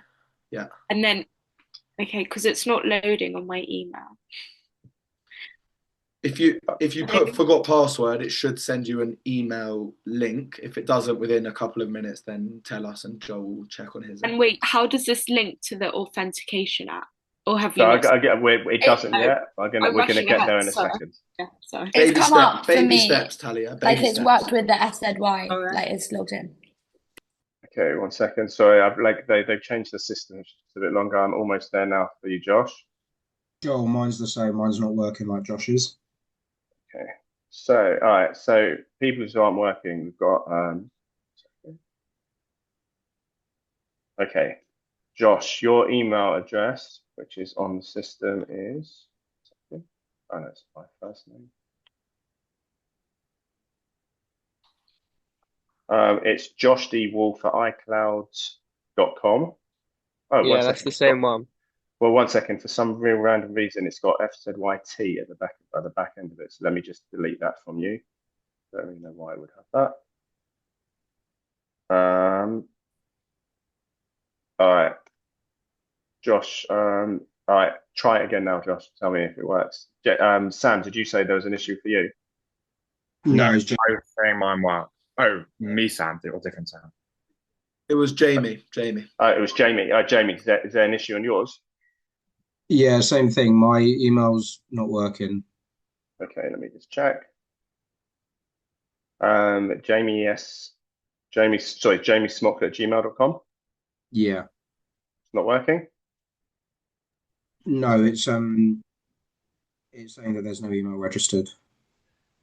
It's coming up in my system that Jamie it's JAMIESMOKLER@gmail.com. Yes, it is. I've used CPOMS before though, so I don't mind having a chat with somebody after the call just to not waste. So fine, yeah. Maybe there's an issue with there because of that. All right, anyone who's struggling afterwards, let's let's do that. So now everyone hopefully now has changed anyone who can has changed their password. Okay. Now what I want you to do is okay. So now what I want you to do is to log in. And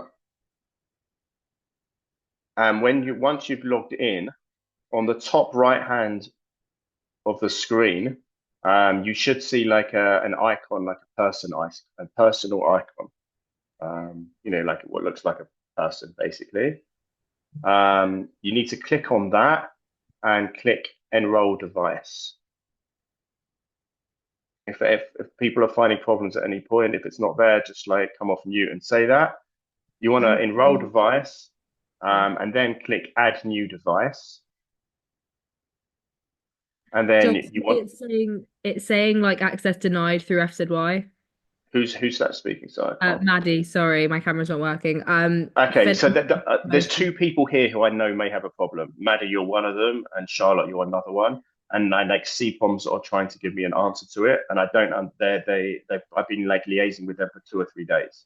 So Charlotte and Maddie, if there's a reason why it's not working, we're hoping to resolve it with CPOMS in the next day or so before you hopefully fly. Is it working for other people? Yeah, there's like it says to like security key or authenticator app. Yeah, so at that point now you want authenticator app. Go to your authenticator app and you want to kind of like scan the QR code. Is it literally just authenticator on the App Store? Like the best one I've found is Microsoft Authenticator, and as soon as you get into it, you can click to scan a QR code, and you can scan on your screen. And then once you've scanned the QR code, it will ask you to add the code, which should show up in your authenticator code. And then you should be into the system, basically. Like moving forward, once you've done this once you've set yourself up once, it's a much easier process. Once you're set up once, all you need to do is to go onto that fcy.cpoms.net, go in there and then just put in your username and then go and use and put in the code. You don't need to do all this whole process moving forward. But the first time, this is just to get you set up. Most people, apart from a couple of people who I know were having issues, are most people in? Yeah? No? Just like can you thumbs up or unmute or tell us how you're doing? Okay. Thanks. Do you know what? I actually probably can check on my system. Wait, I'm really confused. Joel, I managed to fix mine, by the way.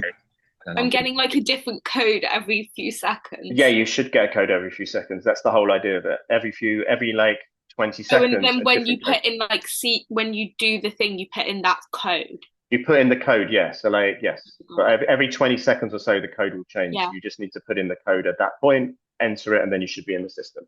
Okay, perfect. Wait, now? Do it now? Yeah. Log yourself in now. Now, it seems like most people have done it, but what I'm going to do, I'm going to go and like share my screen for those people that potentially haven't, so that everyone can see it anyway. 1 second, let me just get off of the admin side of it, and then I'm going to share my screen, and then I'm going to talk you through like how it works. And once we finish this, I'm going to send you as well as sending you the risk assessment and the safeguarding policies and everything like that. I'm also going to send you a couple of like how-to sheets, so you'll be able to understand how this works. But I'm just going to share my screen so you can see. You won't see exactly what I see because I'm an administrator, so I have more, and I've just hidden the names from past things so no one can see specifically. Okay, you should see roughly something like this. You will have less tabs over here, like you won't have an admin tab. You'll see a few less tabs, and you may not have things really over here because this is a dashboard and this is like dealing with people from last year. But like, yeah, like what you should see is a dashboard over here. What I'm going to do is I'm going to now go to a test case. Like you won't have this person. I don't think you're assigned to it, but I'm going to show here, like if you ever want to go to find one of your chanachim, you type their name in the quick student search, and it will come up here. This, like, I've searched here for test. I'm going to show the names because it's only a test name. So you can see that. And then what it is, like, what we can do is, like, every single one of your chanachim will have their own section, okay? Now, in theory, assuming that it's all been set up correctly, you will only have access to your tour chanachim. You won't be able to see stuff from all the different tours. Like, I can see stuff for all 10 tours.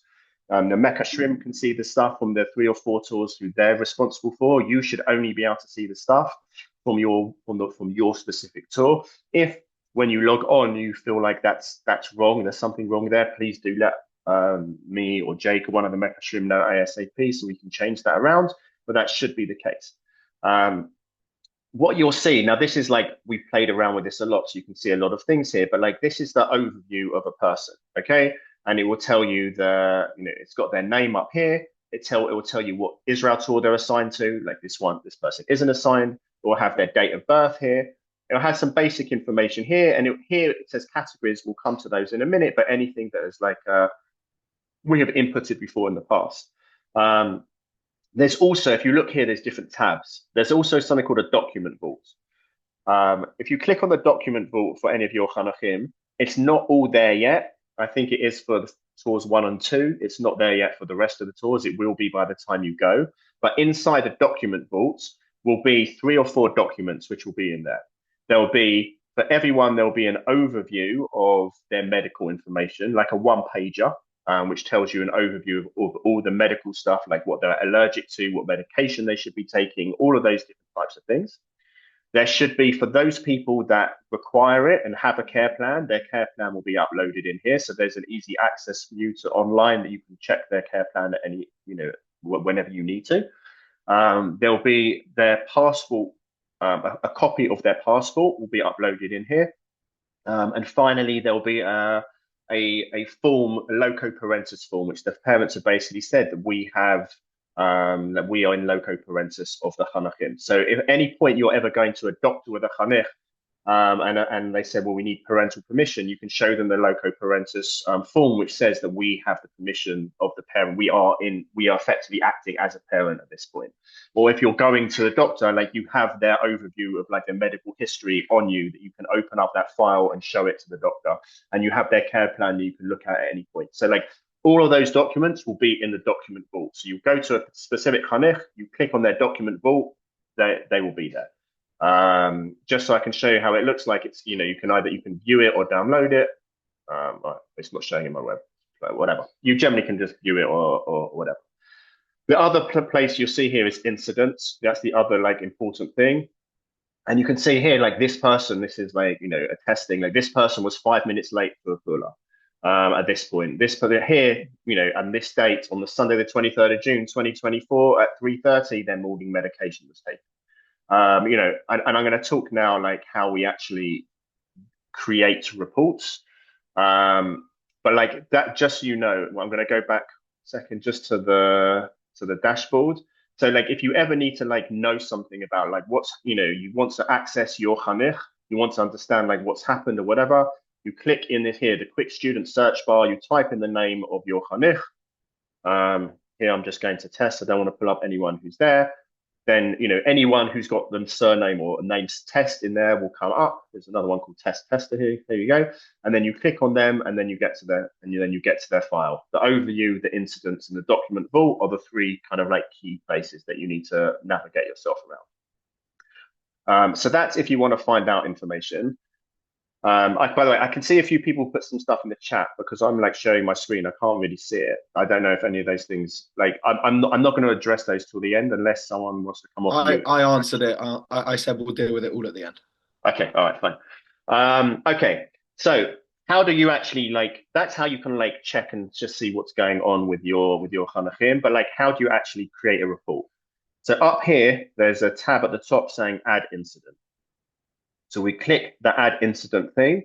And what I'm asking you right now, please do not do this. Because like, as I said, this is a real system. We can't delete incidents and anything like that. So therefore, the only thing you have access to is your chanachim. And I don't want you to kind of like mess around with it. And then all of a sudden, like, there are loads of things on the system that your chanich, which is relating to your chanich. But you click to make a report, you click add incident, and then you begin typing the name of your chanich. Again, we're going to stick with the test piece. Here we go. So I'm going to click Dave Test. Like the only names which should start coming up for you should be the 40 or so names on your of the chanachim of your tour. And then here on incident, this is where you write like the incident. So it might be, provided morning medication. It maybe was like 5 minutes late for a pula. It maybe head butted one of the other chanachim. Like whatever it is, provide the information on the incident. Obviously, the more information, the better. But at the same time, like if it's just a small thing and they were late for 5 minutes, then we don't need to like be providing a huge long report here. Obviously, if it's a safeguarding incident, then we do want to be able to put in much more detail. So as much detail as you have the time for, but make sure at a minimum it's enough so that anyone who's seeing this report will understand what's going on. So I'm just going to write here, 10 minutes late, okay? Just for here. Then underneath, you need to select categories. Like, so this, is this a behavior thing? And if it's behavior, is it an incident? Is it their positive behavior? Because we may want to report that as well. Is it like how it was a behavior incident and what is the punishment or consequence for that? Is it communication, external or internal? It's a little bit less for you. That's more for the SNY office. Is it medical? Is it a medical issue? Is it medical treatment that we provided? Is it medication that we gave? Prescribed medication, safeguarding incident, or steps taken, or well-being, or whatever. So for something like this, let's say this is a behavioral incident. This person was 10 minutes late. We click that box, and then there'll be subcategories which will come up underneath it. And then we just need to select the ones which are the right one, which is like punctuality or misprogramming. Okay. And I'm also going to tick here that we gave this person a consequence. So I'm going to tick here behavioral punishment or consequence. And then you can see like here are different consequences that potentially we could have given them. And like they were 10 minutes late. So you know what? We took 10 minutes of their free time. So I've clicked free time missed here. Okay. Now, if let's just say it wasn't just Dave Test here who was late 10 minutes, but there were like 5 Hanachim who came late. You don't have to write a report for all 5 of those people. You can now just write like other students' names. So I know there's another test here, like tester, here we go. So I'm going to say, this is also, tester was also someone over here who has done that. So you don't need to write a report for everyone. You can just type in their names, link who it's linked to, and it will show up on all of their files. If there's a need to, there's maps here or body maps. So if, for example, if someone reports to you of abuse, someone touched them in a specific place, or they come to you and they're feeling unwell and they're like pointing to a place of their body where they're like aching or whatever, you can just click on like the area, wherever it is, and like that, like you don't have to do this. Like it's only if it's necessary, but if there's something which is necessary that we need to be specific about specific body parts, then you can click on that there. Date and time you shouldn't have to mess around with. This is like set. Don't mess around with that time. Don't mess around with status. Assigned to, again, you don't really need to mess around with it because basically the way that it's being assigned anyways, it's automatically, like if you're writing something, it will automatically assign your Mecha share to something. So you don't need to, again, mess around with this box. File is important, like in certain places where, for example, if you're going with a chanich to a doctor and they give you, at the end of seeing a doctor, they give you a report, a printout of a report and a prescription. Take a picture of those things and then save them here. So we have all of the actual information from the doctors or prescription is here, so we have it on file. We don't need to worry about alerting staff members. It's not important. We don't need to worry about that. The agency involved or add to planner. All we then need to do is hit submit. So if we actually look at like what we've done here, we've clicked the add incident. We've said who it is. We've written very quickly what the incident is. We've clicked the relevant categories and then the subcategories. If it's more than one person, we write their names in here. If we need to like show anything on a map, we do the maps there. If there's anything that we need to file, like any like files, reports, we save them in there, and then we just go to submit incident. And then once that something went wrong, probably because we've been working on it for too long, but like, but generally speaking, that shouldn't happen. If that does happen, then please just report it to one of us. But then once that's submitted, and I'm just going off of that right now, it would then show up. If we now go back to this person, it will show up here. So when we go to this person and we go to incidents, then we will be able to see kind of like that what the incident was, and it will show up there. So like we can have a better sense of like what the situation is with different people. Okay, let me stop sharing for a minute. Let's take let's see what questions that people have, if any.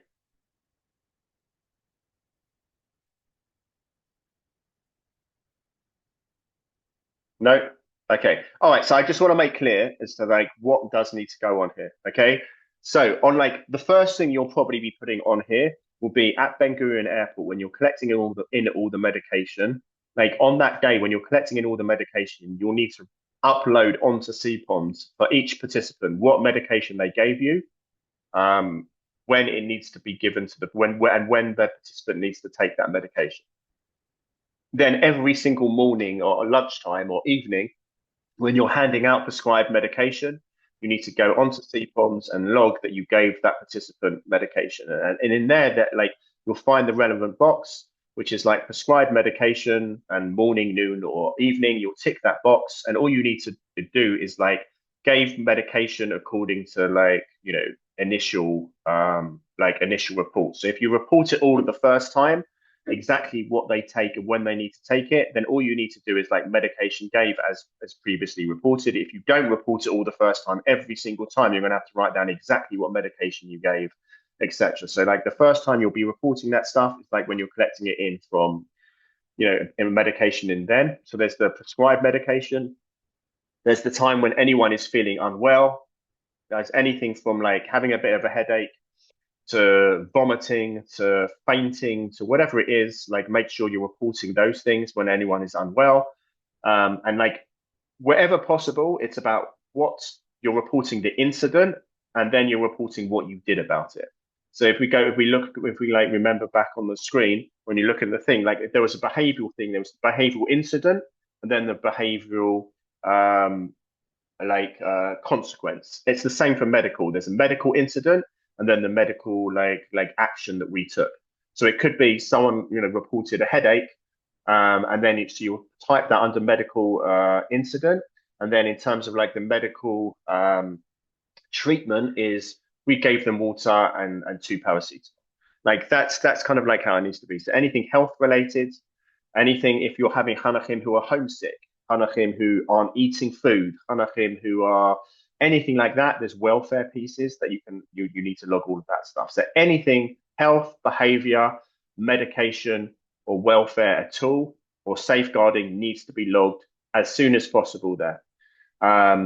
And like, do you have to write down that you collected general medications like hay fever pills? Yeah, like any medication at all that you collected in, like write down what you collected, and then write down how much of it you collected, and write down when they need it. And it may be they need it every morning, like 2 pills every morning, and it may be just like need as and when required, depending on what the medication is. But just be as really on that one, be as clear and as specific as you can.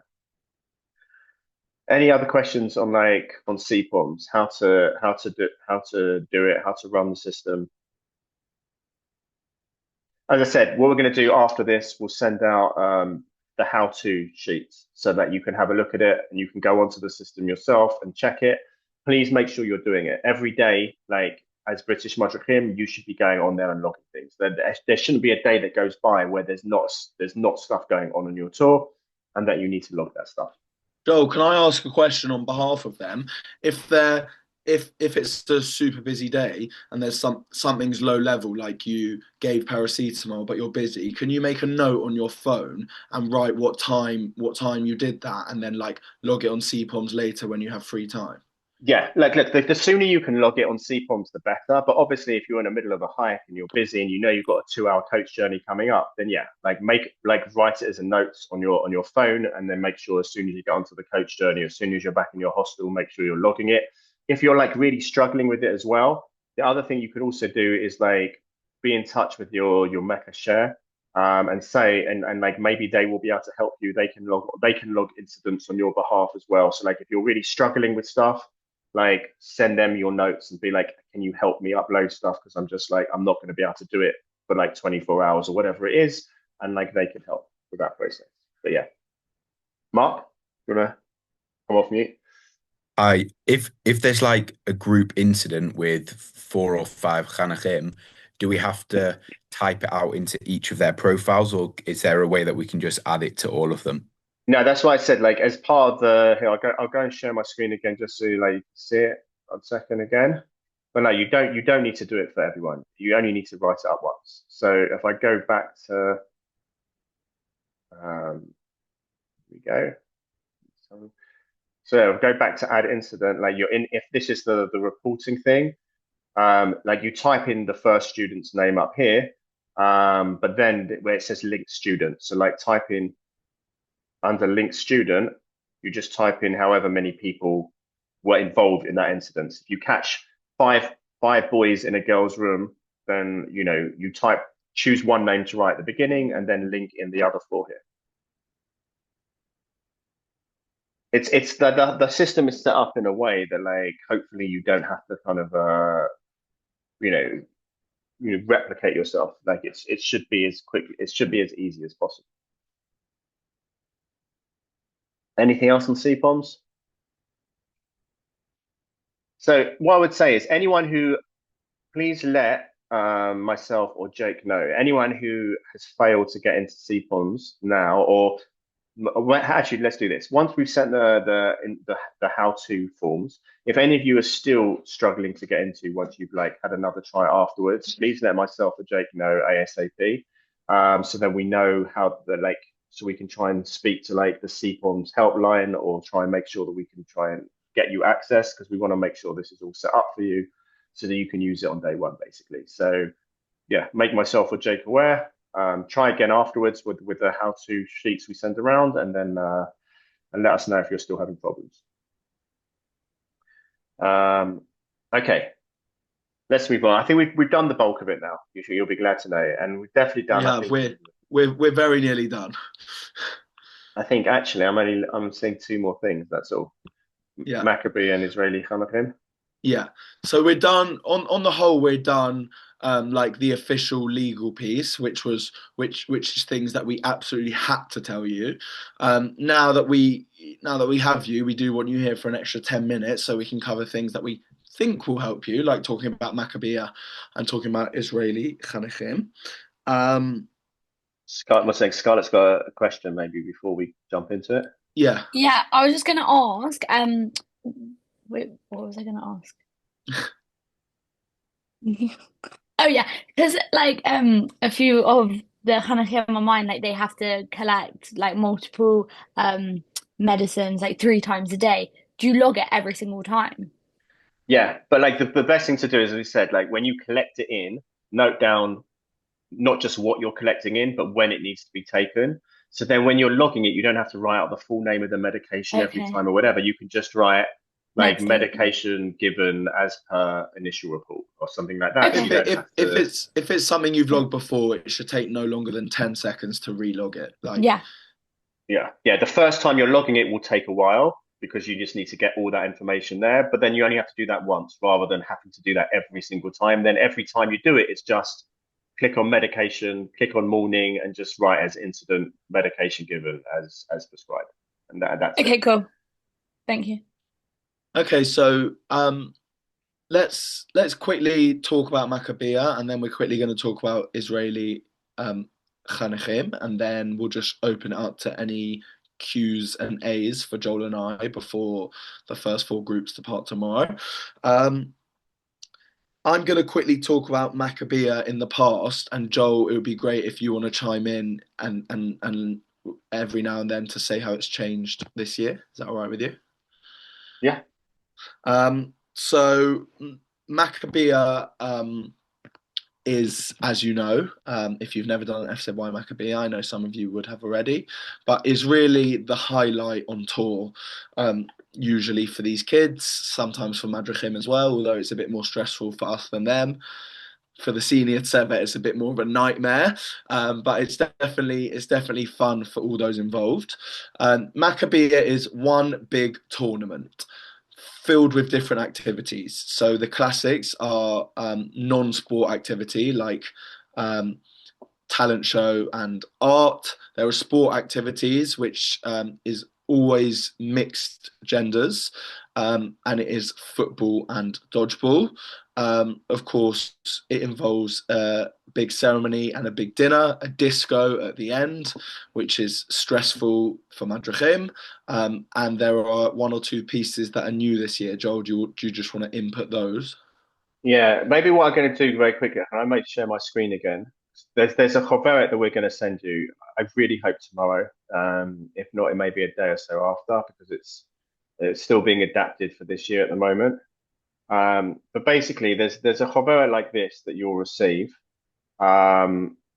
which kind of like outlines everything that you need to know as a madrich. But look, this is roughly the schedule, like Jake spoke. Like at 12 o'clock, all groups will arrive. There's some logistical stuff that gets done. Then from 12:50 to 2:15, there's two different competitions running.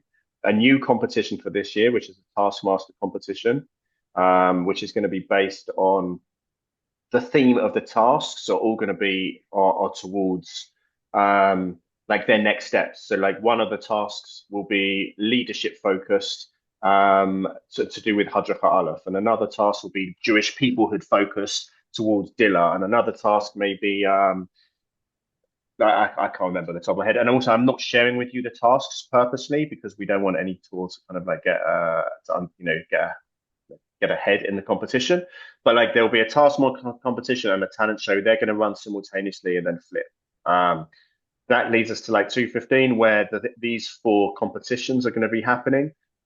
But I'll show you here. Like here, there's going to be like who's going to be where at what time, who's going to be doing the different things at different times, so that you'll get this whole breakdown. But you'll have these competitions. Then we're moving. It's a 5-minute walk. Going to move from a school to a sports complex, where, as Jake said, football, dodgeball, tug of war. Again, like the actual schedules of like who you're playing at what time, and there's the dodgeball and the football and all of these things. Like that will be sent to you. You'll have that. You'll know exactly the timings, but these few hours is happening there. Dinner, tekes, disco. We clean and we get out of there like 12 hours or so after we arrived.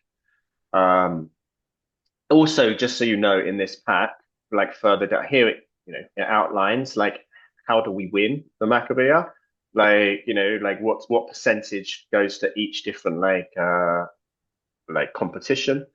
Preparing your chanachim for the day, like what you need to prepare in advance, all the things that you need to do. And then like each competition, for example, let's go down here. But for example, every competition here, like the talent show, it tells you like how many people can be in the talent show, how long it can be, what actually they need to be doing, what they need to prepare, like how should the song be, like what the theme should be, like all of these different types of things. Like it will tell you that for every single competition, so that you can be fully prepared. And like in the first 2 weeks of the program, there's Maccabea prep, which you should be doing on some of the evenings to prepare your chanachim for that. That means, every group will need to prepare an educational display. You need to make sure that they're preparing it in advance. This new Taskmaster competition, some of the tasks will need to be done in advance and filmed. Like you need to make sure that's happening. Preparing the march, preparing the one-shot video, like all of these things need to be prepared in advance. It's all going to be outlined there. Your Mekashrim will be reminding you and updating you and making sure you're meeting certain deadlines. But yeah, you need to kind of like make sure that over the first 2 weeks, like that stuff that you guys are on top of, and making sure your chanachim are splitting themselves into like different groups in order to kind of like build these things together. Just to spin it back to on the training day when we were talking about Vardot, Maccabea prep is a really good way to give your chanachim the power. Like, let's remember who we are in this situation. We're the leaders. We want the excitement to be on the kids. Of course, we can be excited as well, but don't take over. You know, the kids will be planning the one-shot video and preparing the educational display. You're just there to oversee everything. As Joel said, that Choveret is going to be extremely helpful, and it will help you with every question. And I will even be at Maccabea. So I'll be helping judge all of these amazing things. Any questions on Maccabea? I saw Josh's question in the chat about Madrichim competition. The answer to that is basically no.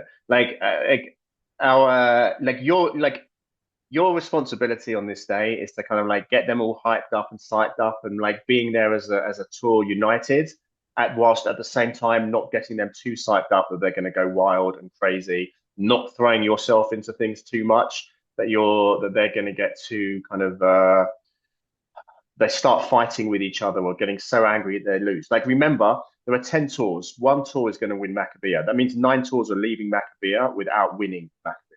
There are 9 or 10 different competitions. There will be some tours which are not going to win any competitions. That's the reality. Your responsibility is to get them all excited, hyped up, and ready. If they win, celebrate with them appropriately. If they don't win, it's to kind of like set their expectations, and you need to build them back up again. And it's not because they didn't win because they were, you know, the shit group of Chanachim. Like, they didn't win because there were people better, but like, you know what? We had such great ruach and we came into it with the right attitude, and it's amazing.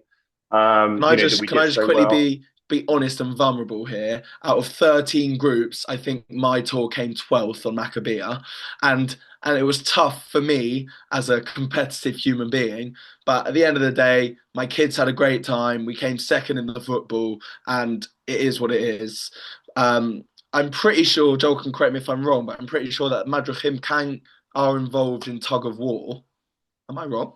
Yeah, I think you're wrong. They shouldn't be. Like, Madrichim are involved in anything. Like, if there's time in the schedule for like some kind of Madrichim involvement, then like we will see. But generally speaking, it's not scheduled for. The day is really, really tight on time anyway.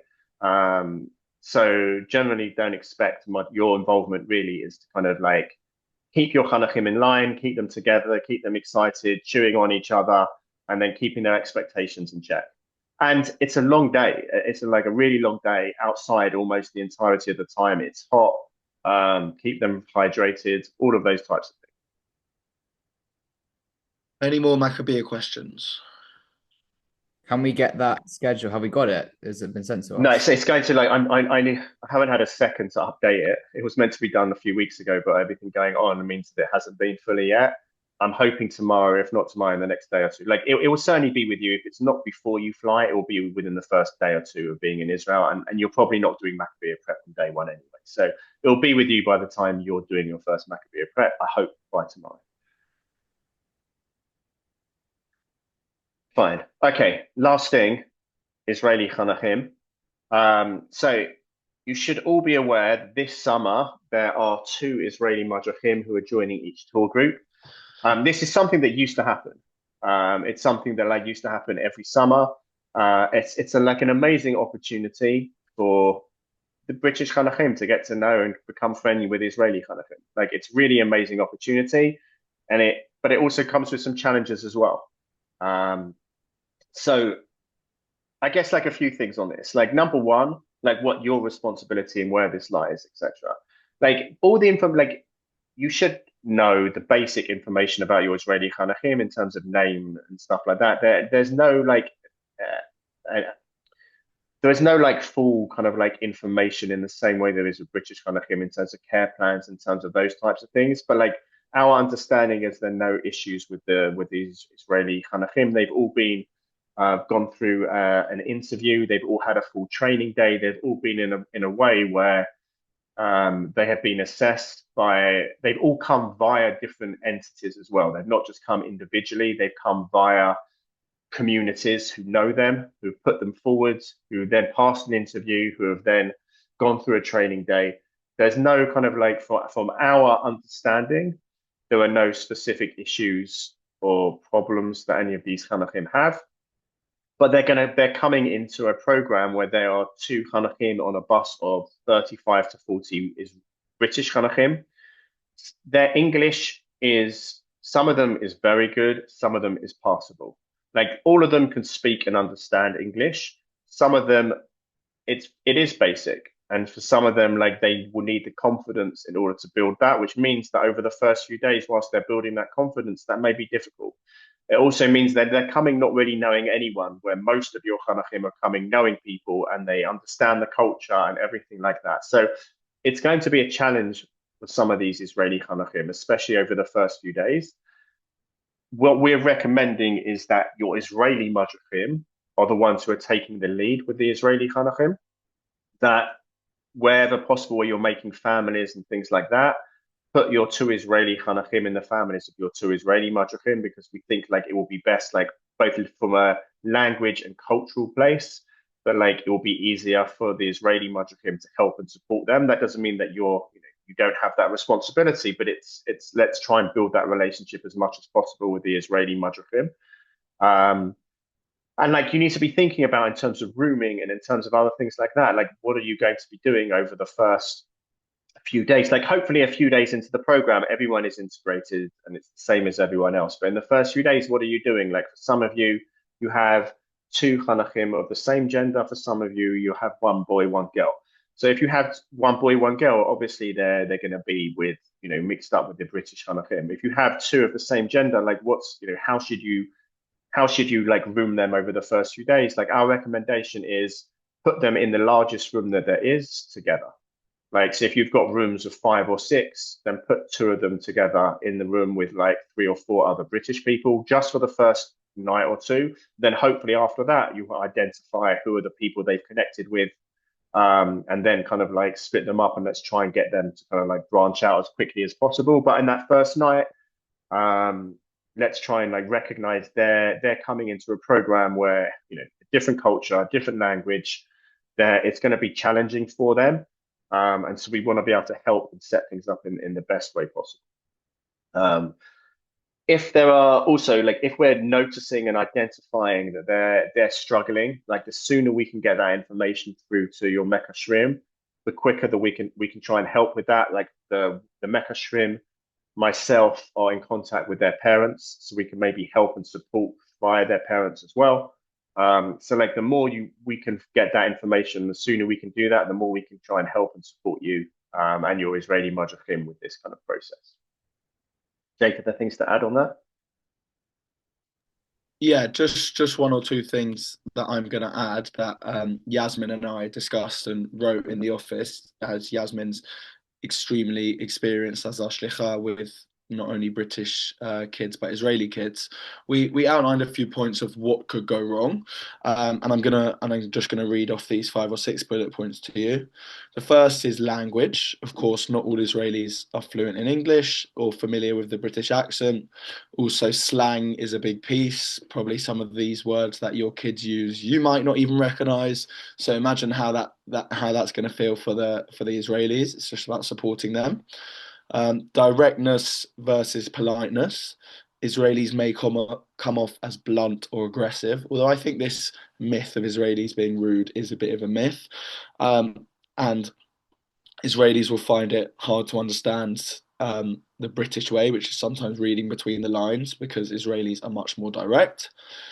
Politics is a big one. Although they are young people, heated conversations around Israel and Gaza and the IDF are potential and likely, because different Israeli Chanachim have been experiencing the last 2 years different. Like some of these kids are from the Mata Asher region in the north. Some of them may have been evacuated. I don't know the exact details. Some of them might be okay talking about their war experience. Some may not. So that's a real piece to keep an eye on. Humor. Israeli humor is often sarcastic, sharp, or dark, although British humor is also sarcastic. The dark humor isn't always as prevalent with British 16-year-olds. Group dynamics. Israelis may speak over others or try and be louder. 2 more. Approach to authority. British Chanachim may follow rules more, but saying this, Israeli Chanachim might be more mature than British teens their age, and might be a bit more responsible and help set the tone for the group. And unclear roles. Israelis may not know if they're meant to lead or simply fit in the same way as British Chanachim. Just put yourself in their shoes, how difficult it actually could be. Stepping into a group of up to 40 British people who although don't all know each other, they go to one of 5 schools, they're from one of 5 neighborhoods, and we're hoping that this has the potential to be absolutely incredible. We know that the Israelis aren't going to bond with 38 other people. If they find their group of 5 or 6, that's going to be absolutely incredible. You guys just really need to keep a watchful eye on them over the first few days, and your Israeli Madrichim know the exact same thing regarding how important it is to integrate them. I'm going to pass Jamie's question over to Joel because I don't know if we know that information. Yeah, I mean, we will try and get that information to you. Like I could say, everyone from the north, in the regions that these Hanachim are in the north, if they were evacuated, they've been home for almost about 10 months at least. But I will try and find that information out. It's basically the whole process with finding the Israeli Hanachim this year was a very complicated one, and the last 3-4 weeks, everything was completely put on hold. And so when we were like trying to like gather some more information, it's just been in the last few days, and like we haven't got quite as much as we would have liked to pass on to you, but like we will try and get that information. If there's anything specifically important that you need to know, we'll try and share that with you beforehand for sure. The last thing that I have, yeah, go on, Joel. I was going to move us on to just one other quick announcement very quickly, which is completely separate from Israeli kind of thing. So anyone want to like just quickly drop in a question about Israeli Chanachim, or we can move on? Amazing. Over to you. Yeah, fine. Like literally, since I've just been on the call, we're providing you, each of you. I mean, you don't have to use it; that's entirely your choice. But we're providing each of you with an eSIM when you're in Israel, which is obviously you've got data and ways that you can then phone people, Israeli numbers if you need to call that. What we will try and do at some point, again, before everyone flies, we'll send for each of you the way to like log into your own eSIM. And that when you get through to Ben Gurion, make sure that it's all working. I can also see from a list something like over 100 Hanachim between all the 10 tours have also ordered either SIM cards or eSIMs through 019.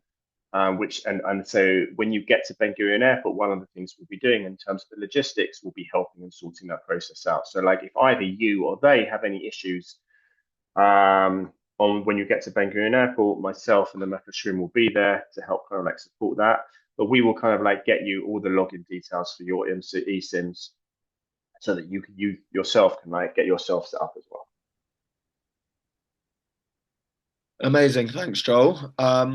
So that is the end of this call. We'll do a quick few minutes Q&A, but first things first, thank you so much for joining on a Sunday night. There's only one person missing, and I knew that Evie wouldn't be here, so I'll send her the recording. We are so excited that within the next 72 hours, you're all going to be on the ground in Israel, please God. And in 24 hours, almost half of you are going to be there. Absolutely crazy. We are so excited. Joel and I are happy to field a quick Q&A if there's any last minute questions, but if not, I'm seeing you all in the next few days anyway. Any questions? Wow. Amazing. Song sheets. Yeah, okay. So I did put on the group today. I've just been super busy in the last few days. Hopefully before the first flights take off tomorrow, I'm going to add some. Have you guys been using the drive that I sent in or a separate drive? Can someone give me a thumbs up if it's the one that I sent in? Okay, yeah. So in that drive, I'm going to add some important things like song sheets, 99 games document. If there's any other things, I can find the Parsha Play song as well. Anything that you feel is super relevant that you just want to have quick access to on a Google Drive on tour, either drop it in the group chat or drop me a message, and I'll try and get all that added to the drive tomorrow morning. When you Anything get to else? Israel, just so you know, when you get to Israel, you'll also be receiving a box of like all of the stuff you need for Shabbat, like Orthodox and Reform Siddurim, benches, Havdalah candles, like all of those things as well. So like when you get to Israel, as well as like a box that you'll be taking out from the UK, you'll also receive a box in Israel of all of the more Shabbat FZY stuff as well.